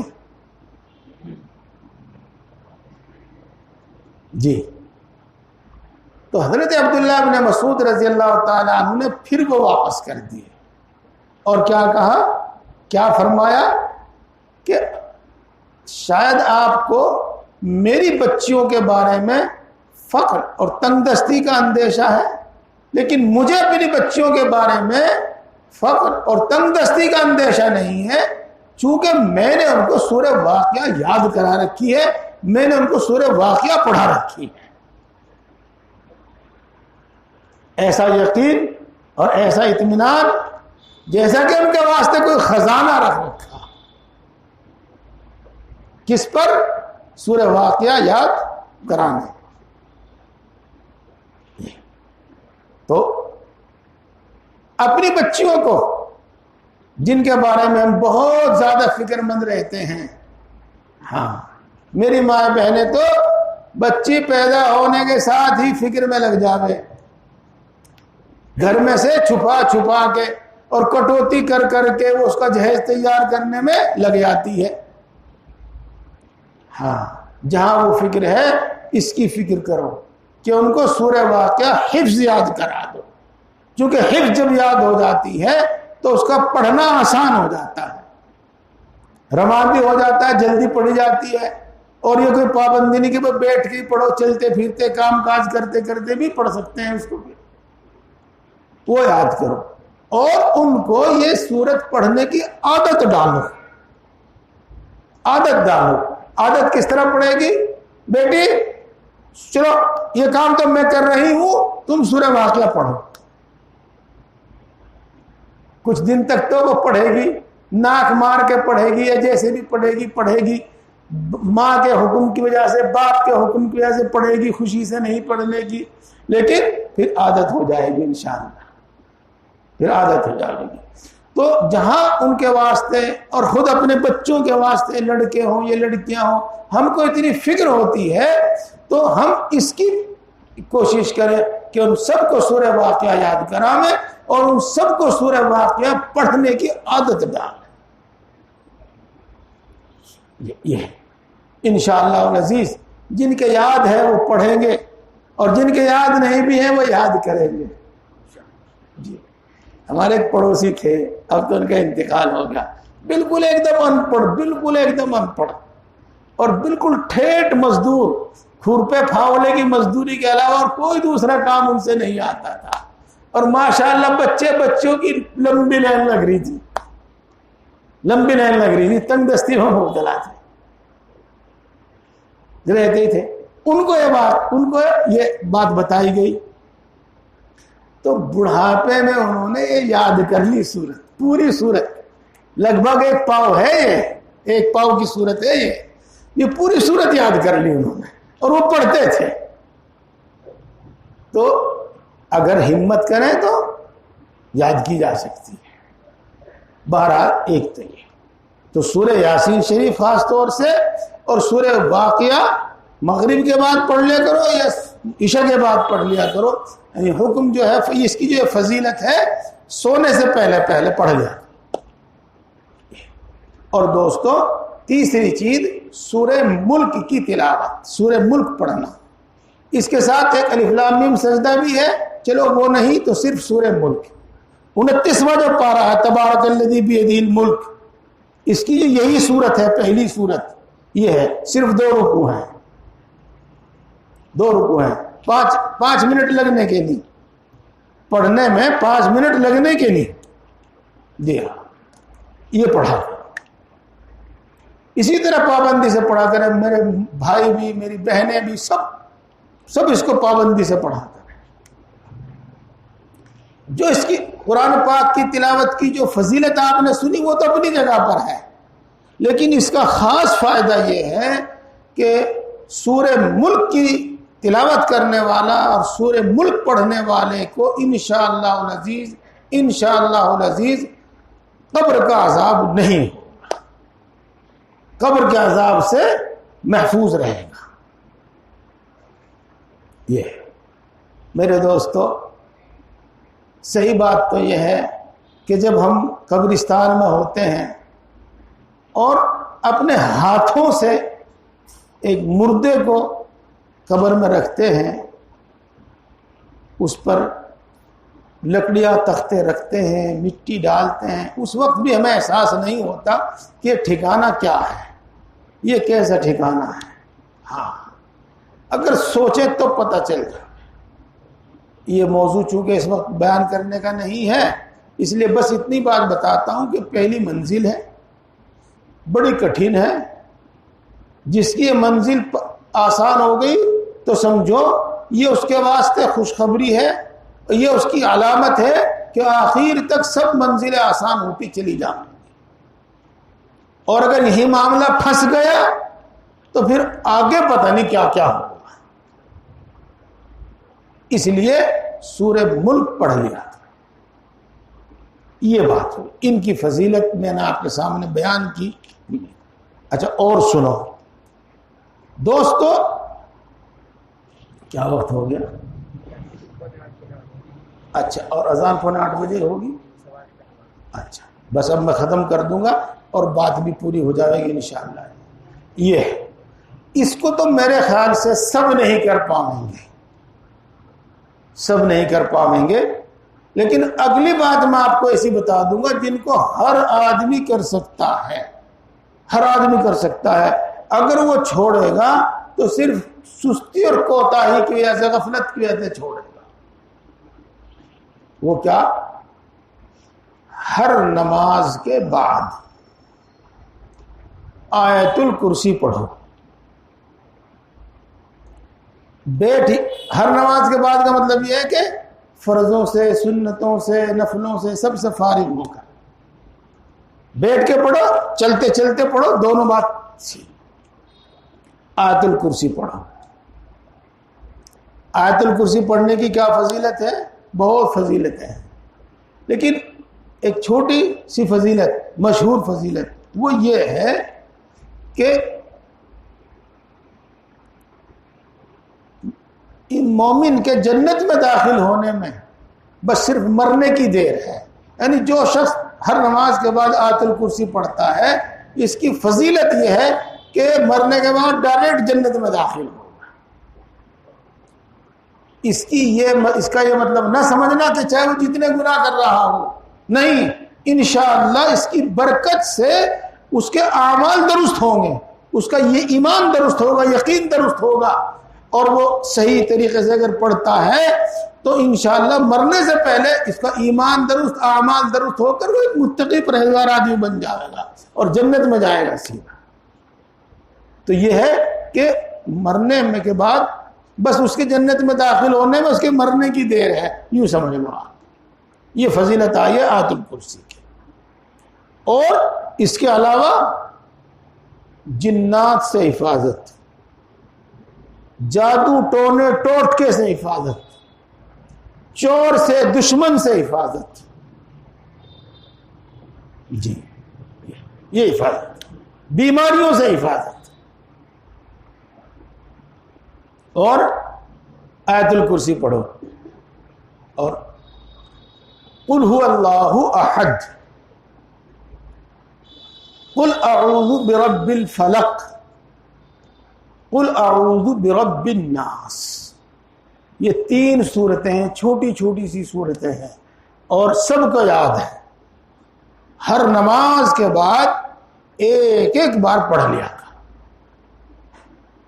جو فائدہ آیت الکرسی کا بتایا وہی فائدہ ان کا بھی ہے۔ ٹونا ٹوٹکا، جادو، بری نظر، سب سے حفاظت، بیماریوں سے حفاظت اور شفا، دشمنوں سے حفاظت، یہ سب اس کا فائدہ بتایا گیا ہے۔ اور بتا دوں میں تھوڑا سا آپ کو، پھر اور بتاؤں گا۔ جس طریقے سے ہر 5 نماز کے بعد، ہر 5 نمازوں کے بعد یہ پڑھنا سنت ہے، یہ کسی جو میں نے آپ کو سورہ یاسین شریف کے بارے میں بتایا، جو میں نے آپ کو سورہ واقعہ یا سورہ ملک کے بارے میں بتایا، یہ آیت الکرسی کے بارے میں بتایا، یہ ایسے فائدے نہیں جو تعویذ گنڈے کرنے والوں نے اپنے تجربے سے بتائے ہوں، بلکہ یہ وہ فائدے ہیں جو حدیث پاک میں آئے۔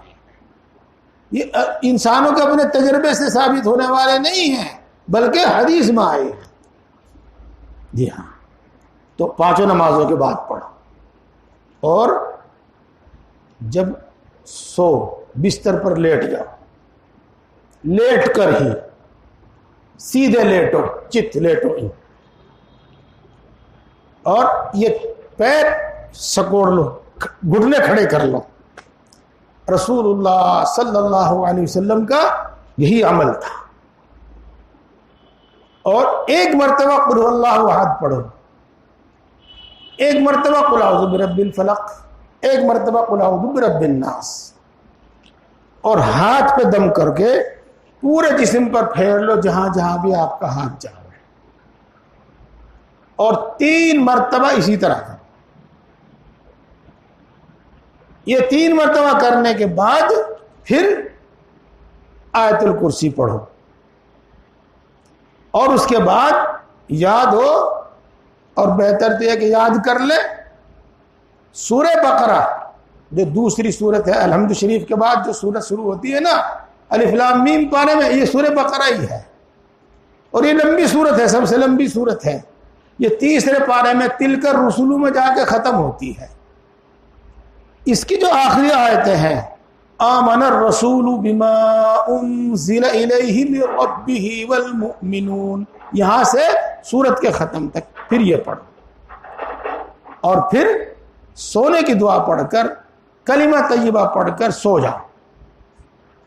انشاءاللہ العزیز وہ جو سب فائدے میں نے آپ کو بتائے تھے، ٹونا ٹوٹکا، جادو، چور، ڈاکو، دشمن، نظر بد، ان سب سے حفاظت ہوگی۔ رات بھر اللہ حفاظت فرما، سب چیزوں سے حفاظت ہو، جنات سے حفاظت ہو، ان سب چیزوں سے حفاظت ہو۔ یہ پڑھا کر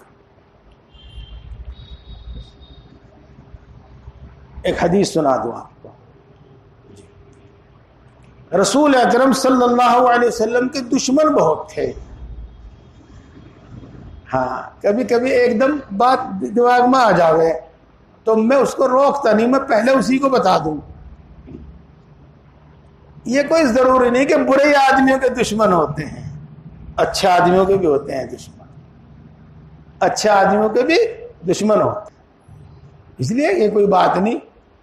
پریشان ہونے کی کوئی بات نہیں.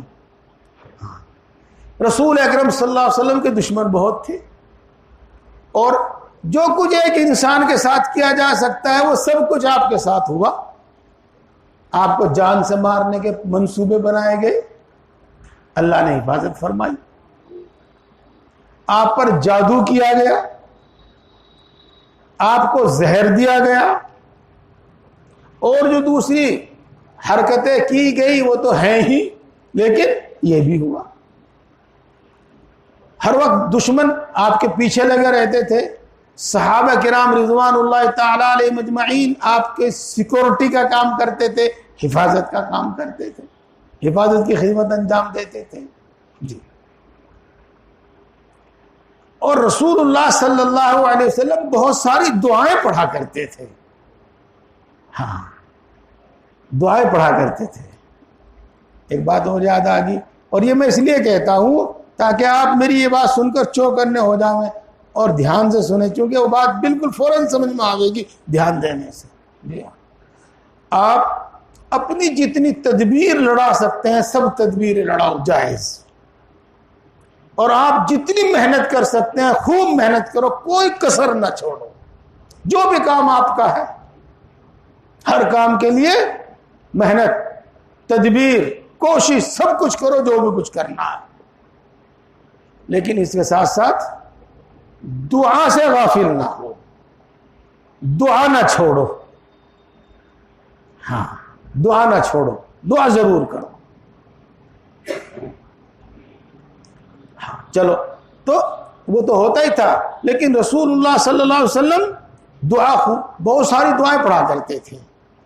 جب یہ صورتیں نازل ہوئی، قل هو اللہ احد، قل اعوذ برب الفلق، قل اعوذ برب الناس، تو رسول اللہ صلی اللہ علیہ وسلم نے ان کو نمازوں کے بعد پڑھنا شروع کر دیا، اور سونے سے پہلے پڑھنا شروع کر دیا، اور وہ جو دوسری دعائیں پڑھتی تھی وہ چھوڑ دی. یعنی یہ ان سب کی طرف سے کافی ہو جاتا ہے. یہ ہے، اس لیے اس کی عادت ڈالو، اور عادت ڈالنے سے کام آسان ہو جاتا ہے. میری مائیں بہنیں جو پریشان رہتی ہے کہ جی نظر لگ گئی، پریشان رہتی ہیں، اور انہیں تو لگی جاتی ہے، اور لگے نہ لگے جہاں بچہ ذرا سے رویا اگجی نظر لگ گئی، اور چلو جھڑوا کے لاؤ میں. ہاں تو خیر، میں منع نہیں کرتا. صحابہ اپنے بچے رسول اللہ صلی اللہ علیہ وسلم کے پاس لایا کرتے تھے، آپ ان کے سر پہ ہاتھ بھی پھیرتے تھے، دعا بھی دیتے تھے. تو اللہ والوں کے سامنے اگر بچوں کو لے جاؤ تو ٹھیک ہے، لیکن آپ خود بھی یہ کام کیا کریں. نماز کے بعد جب آپ نے سورت پڑھی، اپنے اوپر بھی پھونک مار دو، بچوں کے اوپر بھی پھونک مار دو. اور سونے کے وقت جب آپ نے یہ چیزیں پڑھی تو اپنے اوپر تو پھونک ماریں گے آپ، ان بچوں پہ بھی پھونک مار دو. انشاءاللہ وہی فائدہ جو آپ کو بتایا ان کو بھی حاصل ہوگا. بلکہ اس سے اگلی بات، اگر بچے میرے پاس نہیں ہیں، میرے سامنے نہیں ہے، تو ان کا دھیان کر کے، ان کا تصور کر کے کہ سمجھ میرے سامنے کھڑے، میرے سامنے بیٹھے، تو پھونک مار دو. اپنی کھیتی باڑی باغ کو دھیان کر کے پھونک مار دو. اپنے گھر کا تصور کر کے، دھیان کر کے پھونک مار دو. انشاءاللہ العزیز حفاظت. تو دیکھو دوستو، پہلی بات میں نے بتائی تھی پچھلے مہینے آپ کو، نماز کی پابندی، اور آج میں نے آپ کو بتایا ہے قرآن پاک کی تلاوت کی پابندی. اور اس وقت جو اللہ نے میرے ذہن میں ڈالا وہ میں نے آپ کے سامنے پیش کر دیا. اس کا حاصل اور خلاصہ یہ میں نے آپ کو بتایا کہ قرآن پاک پڑھیں، جتنا بھی روزانہ پڑھ سکتے ہیں. خاص طور سے ہر دن فجر کے بعد سورہ واقعہ پڑھیں، وہ سورہ یاسین شریف پڑھیں، اور مغرب کے بعد یا عشاء کے بعد سونے سے پہلے سورہ واقعہ پڑھیں، اور سونے سے پہلے سورہ ملک اور سورہ الف لام میم سجدہ یا کم از کم سورہ ملک پڑھیں. اور ہر نماز کے بعد آیت الکرسی، قل هو اللہ احد، قل اعوذ برب الفلق اور قل اعوذ برب الناس ایک مرتبہ پڑھیں. اور اسی طریقے سے سوتے وقت چارپائی پہ لیٹ کے بستر پہ لیٹ کے ایک ایک مرتبہ قل اللہ احد قل اعوذ برب الفلق قل اعوذ برب الناس پڑھ کر ہاتھ پہ دم کر کے پورے جسم پہ پھیر لو، 3 مرتبہ ایسا کرو، اور اس کے بعد آیت الکرسی پڑھو اور پھر آمن الرسول سے آخر تک پڑھو۔ انشاءاللہ العزیز سب چیزوں کے لیے جو آپ کو بتایا میں نے یہ کافی ہے۔ بس بات ختم کر دوں، ایک بات اور بتا دوں، وہ حدیث میں نہیں آئی ہے لیکن ہاں حدیثوں سے سمجھی گئی ہے، حدیث میں نہیں آئی ہے لیکن حدیثوں سے سمجھی گئی ہے۔ خاص طور سے وہ لوگ جو بیمار رہتے ہیں، اور عام طور سے سبھی، اور وہ کسی بھی بیماری میں مبتلا ہیں، بوڑھے ہیں، بیماریوں نے اب گھیر لیا ہے، بیماریوں کا گھر بن گئے ہیں، وہ کسی ایک وقت میں مثلا عشاء کے بعد، مثلا فجر کے بعد 11 مرتبہ الحمد شریف پڑھو، اور 3 مرتبہ قل هو اللہ احد قل اعوذ برب الفلق اور قل اعوذ برب الناس پڑھو، اور 142 مرتبہ یا سلامو پڑھو، یا سلامو 142 مرتبہ۔ یہ پڑھ کے اپنے اوپر دم بھی کر لو، اور ایک بوتل میں پانی پر دم کر لو، خود دم کر لو، روزانہ پڑھو۔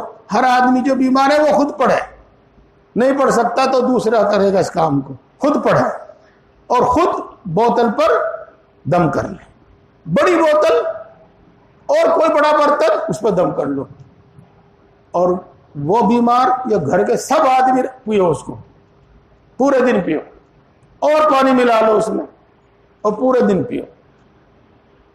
اگلے دن پھر ایسا ہی کرو، اور اگلے دن پھر ایسا ہی کرو، اور روزانہ ایسا ہی کرو۔ اس میں جو پانی بچ رہا ہے اسی پہ دم کرو، اسی میں اور پانی ملا لو اور اسی پہ دم کرو۔ انشاءاللہ العزیز بہت آرام ملے گا آپ کو، بہت آرام ملے گا۔ پھر میں جو بات میں نے آپ کو شروع میں کہی تھی، میں پھر اس کو مختصر طور پر لوٹا دیتا ہوں۔ یہ تمنا نہ پوری ہوئی کسی کی، نہ ہو سکتی کہ میں بیمار نہ ہوں، تندرست ہی رہوں، میں بوڑھا نہ ہوں، جوان ہی رہوں، میں کمزور نہ ہوں، طاقتور ہی رہوں۔ اس دنیا میں یہ کسی کی یہ خواہش پوری ہو نہیں سکتی۔ اللہ نے یہ عالم اور یہ دنیا ایسی بنائی ہی نہیں ہے۔ اللہ نے جنت بنائی ہے ایسی جس میں کوئی بیماری نہیں ہوگی، کوئی کمزوری نہیں ہوگی، بڑھاپا نہیں ہوگا۔ تو دنیا میں تمنا کرنا تو غلط ہے، پوری نہیں ہوگی۔ ہاں یہ جو چیزیں ہیں جو پڑھنے کو بتائی گئی ہیں، جب آپ پڑھیں گے تو انشاءاللہ ان کا فائدہ محسوس کریں، ان کا فائدہ محسوس کریں۔ ہاں بس اسی طریقے سے سب باتوں میں سن لو، اللہ نے ایسا کیا ہی نہیں ہے کہ ہر آدمی کی ہر مراد پوری ہو جاوے۔ یہ دنیا ایسی بنائی ہی نہیں ہے، ایسا ہوئے گا نہیں۔ نہ کسی نبی کی یہ تمام مرادیں اور تمنا پوری ہوئی، اور نہ کسی ولی کی ہوئی، اور نہ کسی مومن اور نیک بندے کی ہوئی۔ عمل الانسان ما تمنا، یہ ہے آیت شریفہ 27ویں پارے کی سورہ نجم کی، والنجم اذا ہوا ما ضل صاحبکم وما غوی۔ ترجمہ دیکھ لینا، کیا انسان کے لیے ہر وہ کچھ ہے جس کی وہ تمنا کرے؟ یعنی ایسا نہیں ہے، ایسا نہیں ہے۔ شروع میں نے بتایا بندے کی تربیت کے واسطے اس پر سب طرح کے حالات ڈالے جاتے ہیں، مرادی نامرادی۔ رسول اللہ صلی اللہ علیہ وسلم کو جنگوں میں کامیابی بھی ملی اور ناکامی بھی ملی، آپ زخمی بھی ہوئے اور آپ کے صحابہ شہید بھی ہوئے۔ یہ تو تمنا مت کرے کہ پھر تکلیف ہونے ہی کی نہیں، پھر نامرادی ہونے ہی کی نہیں، یہ تو ہوگی، اس دنیا کی خاصیت ہے یہ تو، لیکن اس کے ساتھ آپ کو سکون ضرور ملے گا۔ بات میں بات نکلتی جا رہی ہے، اذان کا وقت ہو گیا۔ دیکھو آج تو آپ میری بات سن لو اور یاد رکھ کے اس پر عمل شروع کر دیو، اور انشاءاللہ العزیز چلو زیادہ وقت نہیں بتا دا، اللہ آپ کی میری حفاظت فرماوے۔ اگر کوئی مشکل پیش آوے تو 3 مہینے میں 6 مہینے میں آپ مجھے اپنا تجربہ بتا دیے. جب کوئی مصیبت، کوئی بیماری، کوئی حادثہ آپ پر آوے خدا نخواستہ، تو اس وقت آپ اللہ کی طرف متوجہ ہو کر دیکھنا، اور اس وقت آپ اللہ سے دعا کر کے دیکھنا. جو آپ چاہتے ہیں وہ ہو یا نہ ہو، اس کی تو کوئی گارنٹی نہیں، جیسے کہ میں بار بار آپ کو بتا رہا ہوں، لیکن اس کی گارنٹی ہے انشاءاللہ العزیز کہ آپ شدید غم میں مبتلا نہیں ہوں گے. وہ ایسا شدید غم جو آپ کے دل و دماغ کو معیوب کر دے اور آپ کو بہت زیادہ ذہنی دماغی تکلیف میں مبتلا کر دے اور گویا کہ آپ کو چارپائی پر گھیر دے، ایسا نہیں ہوگا. میں چھوٹا منہ بڑی بات پھر کہہ رہا ہوں، صرف اپنے بزرگوں سے سنی ہوئی نہیں بلکہ آپ بیتی کہہ رہا ہوں، اور آپ کو بھی کہہ رہا ہوں، آپ بھی تجربہ کر کے دیکھیں. جی ہاں، اسی واسطے جب کسی کا انتقال ہو، اپنے یار پیارے کا انتقال ہو، ہمیں کیا حکم ہے؟ پڑھو انا للہ و انا الیہ راجعون. ترجمے کے ساتھ اور یقین کے ساتھ جب ہم اس کو پڑھتے ہیں نا، اس کی خاصیت ہے وہی جو میں نے آپ کو بتایا. اولاد جوان ہو یا کیسی بھی ہو، دکھ ہوگا، تکلیف ضرور ہوگی، لیکن وہ شدید رنج جو آپ کے دماغ کی رگوں کو سکھا دے اور آپ کو اتنا شدید غم پہنچا دے، انشاءاللہ وہ نہیں.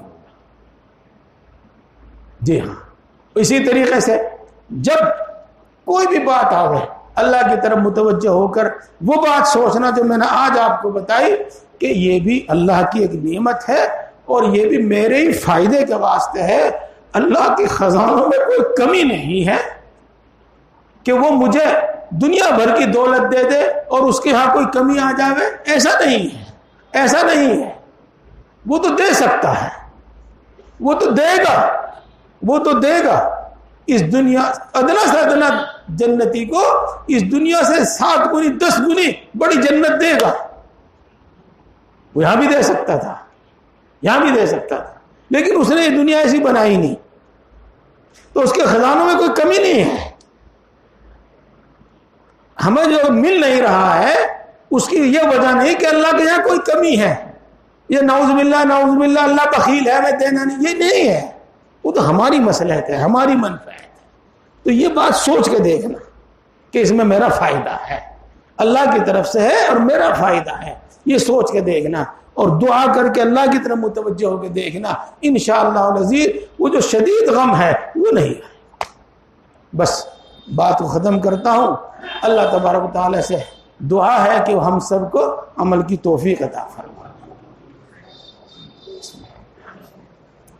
الحمدللہ رب العالمین الرحمن الرحیم مالک یوم الدین والصلاة والسلام علی سید الانبیاء والمرسلین محمد وآلہ واصحابہ اجمعین. لا الہ الا انت سبحانک انی کنت من الظالمین. ربنا ظلمنا انفسنا وَإِن لَّمْ تَغْفِرْ لَنَا وَتَرْحَمْنَا لَنَكُونَنَّ مِنَ الْخَاسِرِينَ. اے اللہ تو سب سے بڑا ہے، ہر چیز پر قادر ہے، ہر چیز کا مالک ہے، ہر چیز کے خزانے تیرے قبضے میں ہیں، تیرے خزانے لامحدود ہیں، وہ ختم یا کم ہونے والے نہیں ہیں.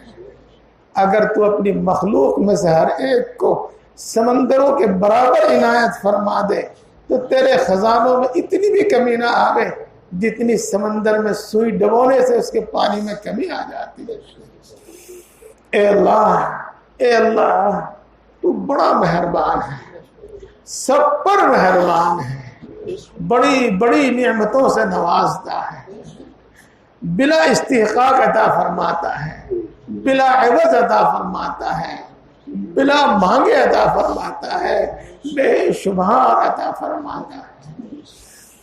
اے اللہ تو بڑا مہربان ہے، سب پر مہربان ہے، بڑی بڑی غلطیوں کو معاف فرمانے والا ہے، بار بار معاف فرمانے والا ہے، معاف کرنے کو پسند کرتا ہے۔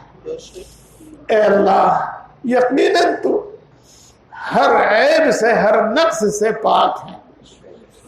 اے اللہ یقیناً ہر کمال کی ہر صفت تیری ذات بابرکات میں موجود ہے۔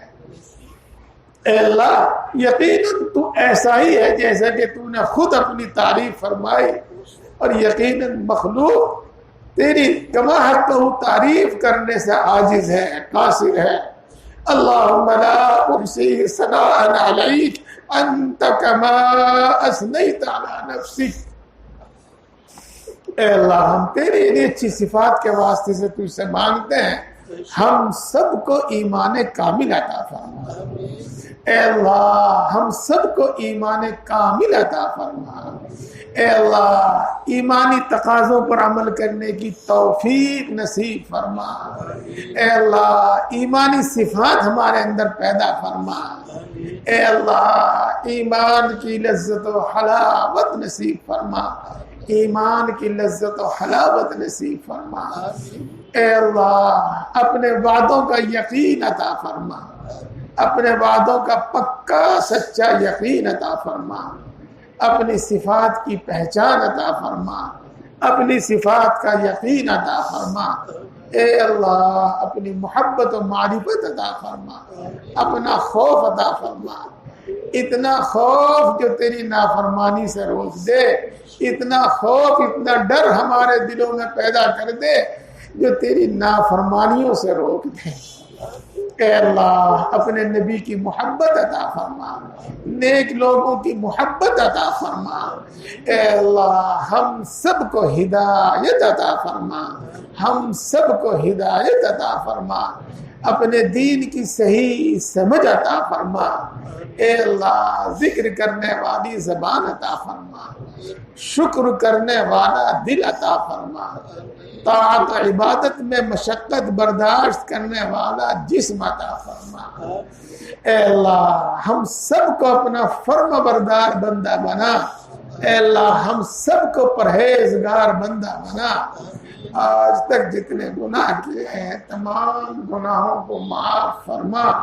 اے اللہ ہر چھوٹا بڑا گناہ معاف فرما، پکی سچی توبہ نصیب فرما، توبہ پر استقامت نصیب فرما، تمام گناہوں سے حفاظت فرما، تمام گناہوں سے نفرت پیدا فرما۔ اے اللہ نفس و شیطان کے شر سے ہماری حفاظت فرما۔ اے اللہ ایک لمحے کے لیے پلک جھپکنے کے برابر بھی ہمیں نفس و شیطان کے حوالے نہ فرما۔ اے اللہ اپنی اطاعت اپنی عبادت میں ہماری مدد فرما۔ اے اللہ نماز پڑھنے میں ہماری مدد فرما، قرآن پڑھنے میں ہماری مدد فرما، تمام نیک اعمال میں ہماری مدد فرما، ان تمام نیک کاموں کو ہمارے لیے آسان فرما۔ اے اللہ جیسا بھی عمل کرتے ہیں، جتنا بھی کرتے ہیں، اپنے فضل و کرم سے اسے قبول فرما، اپنے فضل و کرم سے اسے قبول فرما، زیادہ سے زیادہ کی توفیق عطا فرما۔ اے اللہ کامل اور سنت و شریعت کے مطابق کرنے کی ہمیں توفیق عطا فرما۔ اے اللہ ہماری ناقص عبادتوں کو قبول فرما۔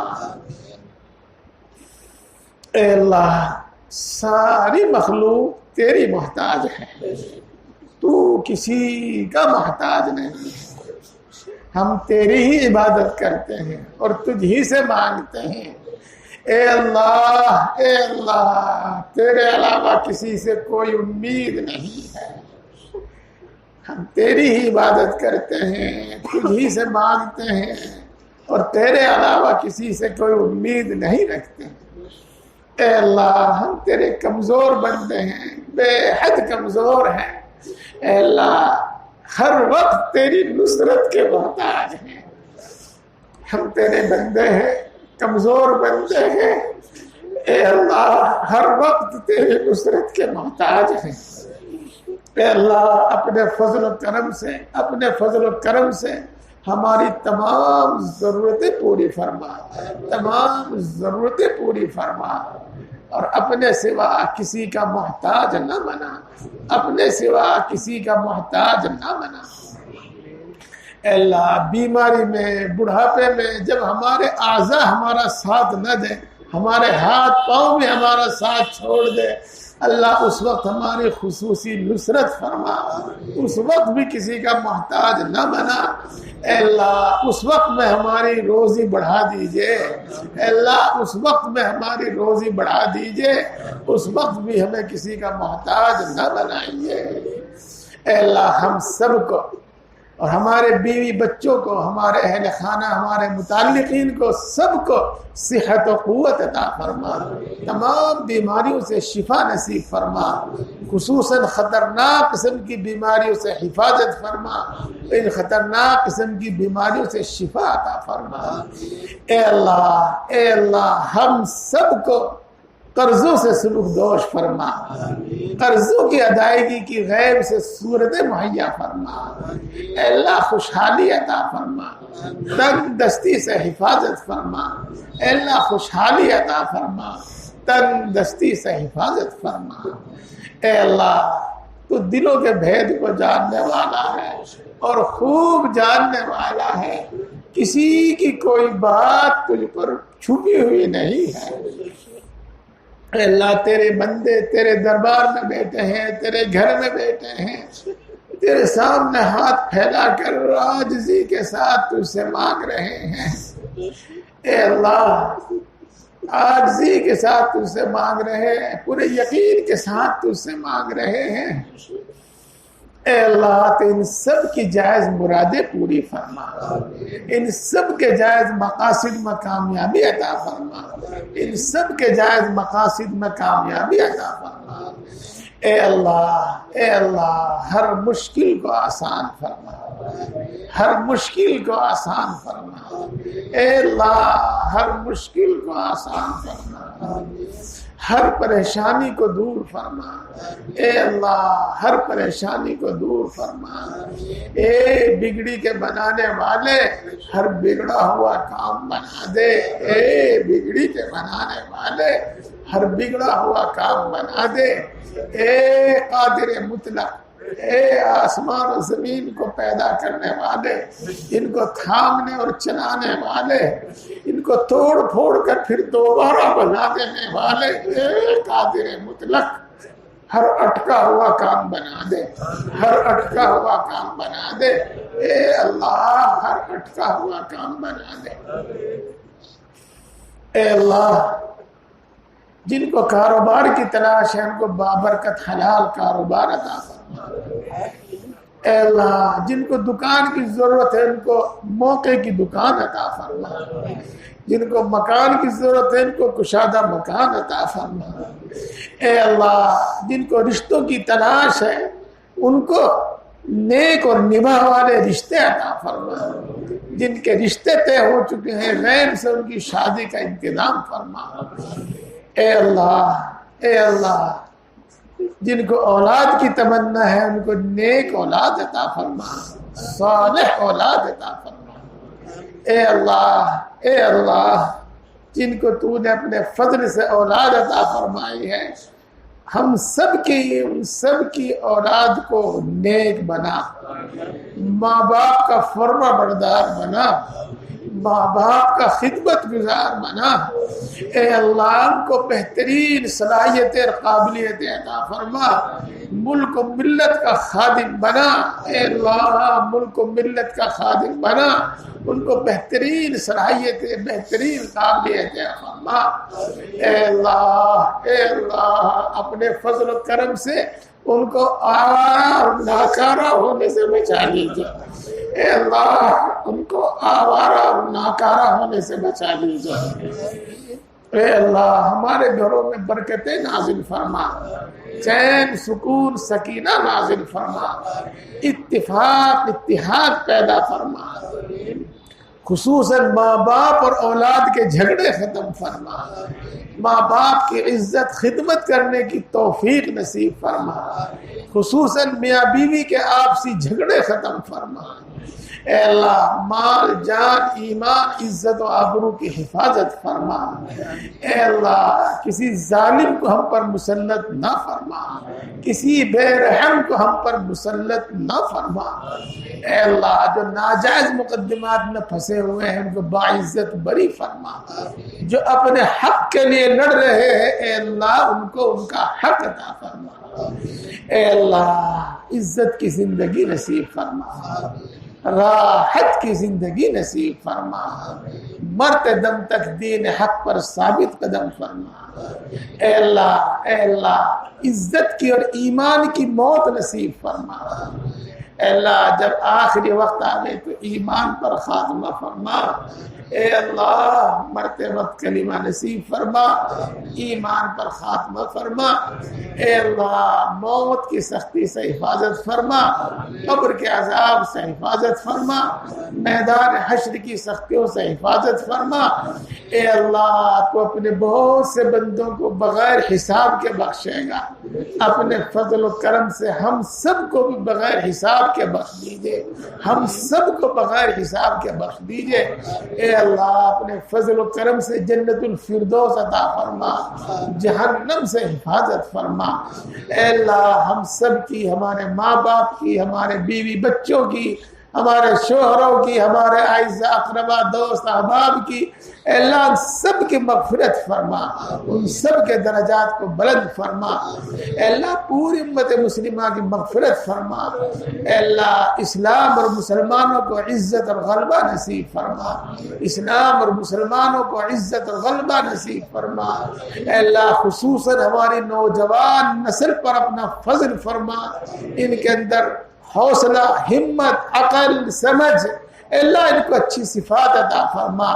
کمال عطا فرما، کمالات عطا فرما، اے اللہ ان کے اندر ایمانی غیرت ایمانی حمیت عطا فرما، ان کے اندر بہترین صلاحیتیں پیدا فرما، ان سب کی ہم سب کی پوری امت کی غفلت کو دور فرما، بیداری عطا فرما، بیداری عطا فرما، اے اللہ اسلام اے اللہ مسلمانوں کو جہاں جہاں ستایا جا رہا ہے ان کی خصوصی نصرت فرما، اے اللہ خصوصی نصرت فرما، اے اللہ مدارس کی مراکز کی مساجد کی حفاظت فرما، اے اللہ ہر وہ خیر تجھ سے مانگتے ہیں جو تیرے نبی نے مانگی ہے ہم کو عطا فرما، ہر اس شر سے پناہ چاہتے ہیں جس سے تیرے نبی نے پناہ چاہی ہے اے اللہ اس سے ہماری حفاظت فرما، جو مانگا وہ بھی عطا فرما، جو مانگنے سے رہ گیا وہ بھی عطا فرما، ہم سب کے حق میں بھی یہ تمام دعائیں قبول فرما، اور جو دعا کی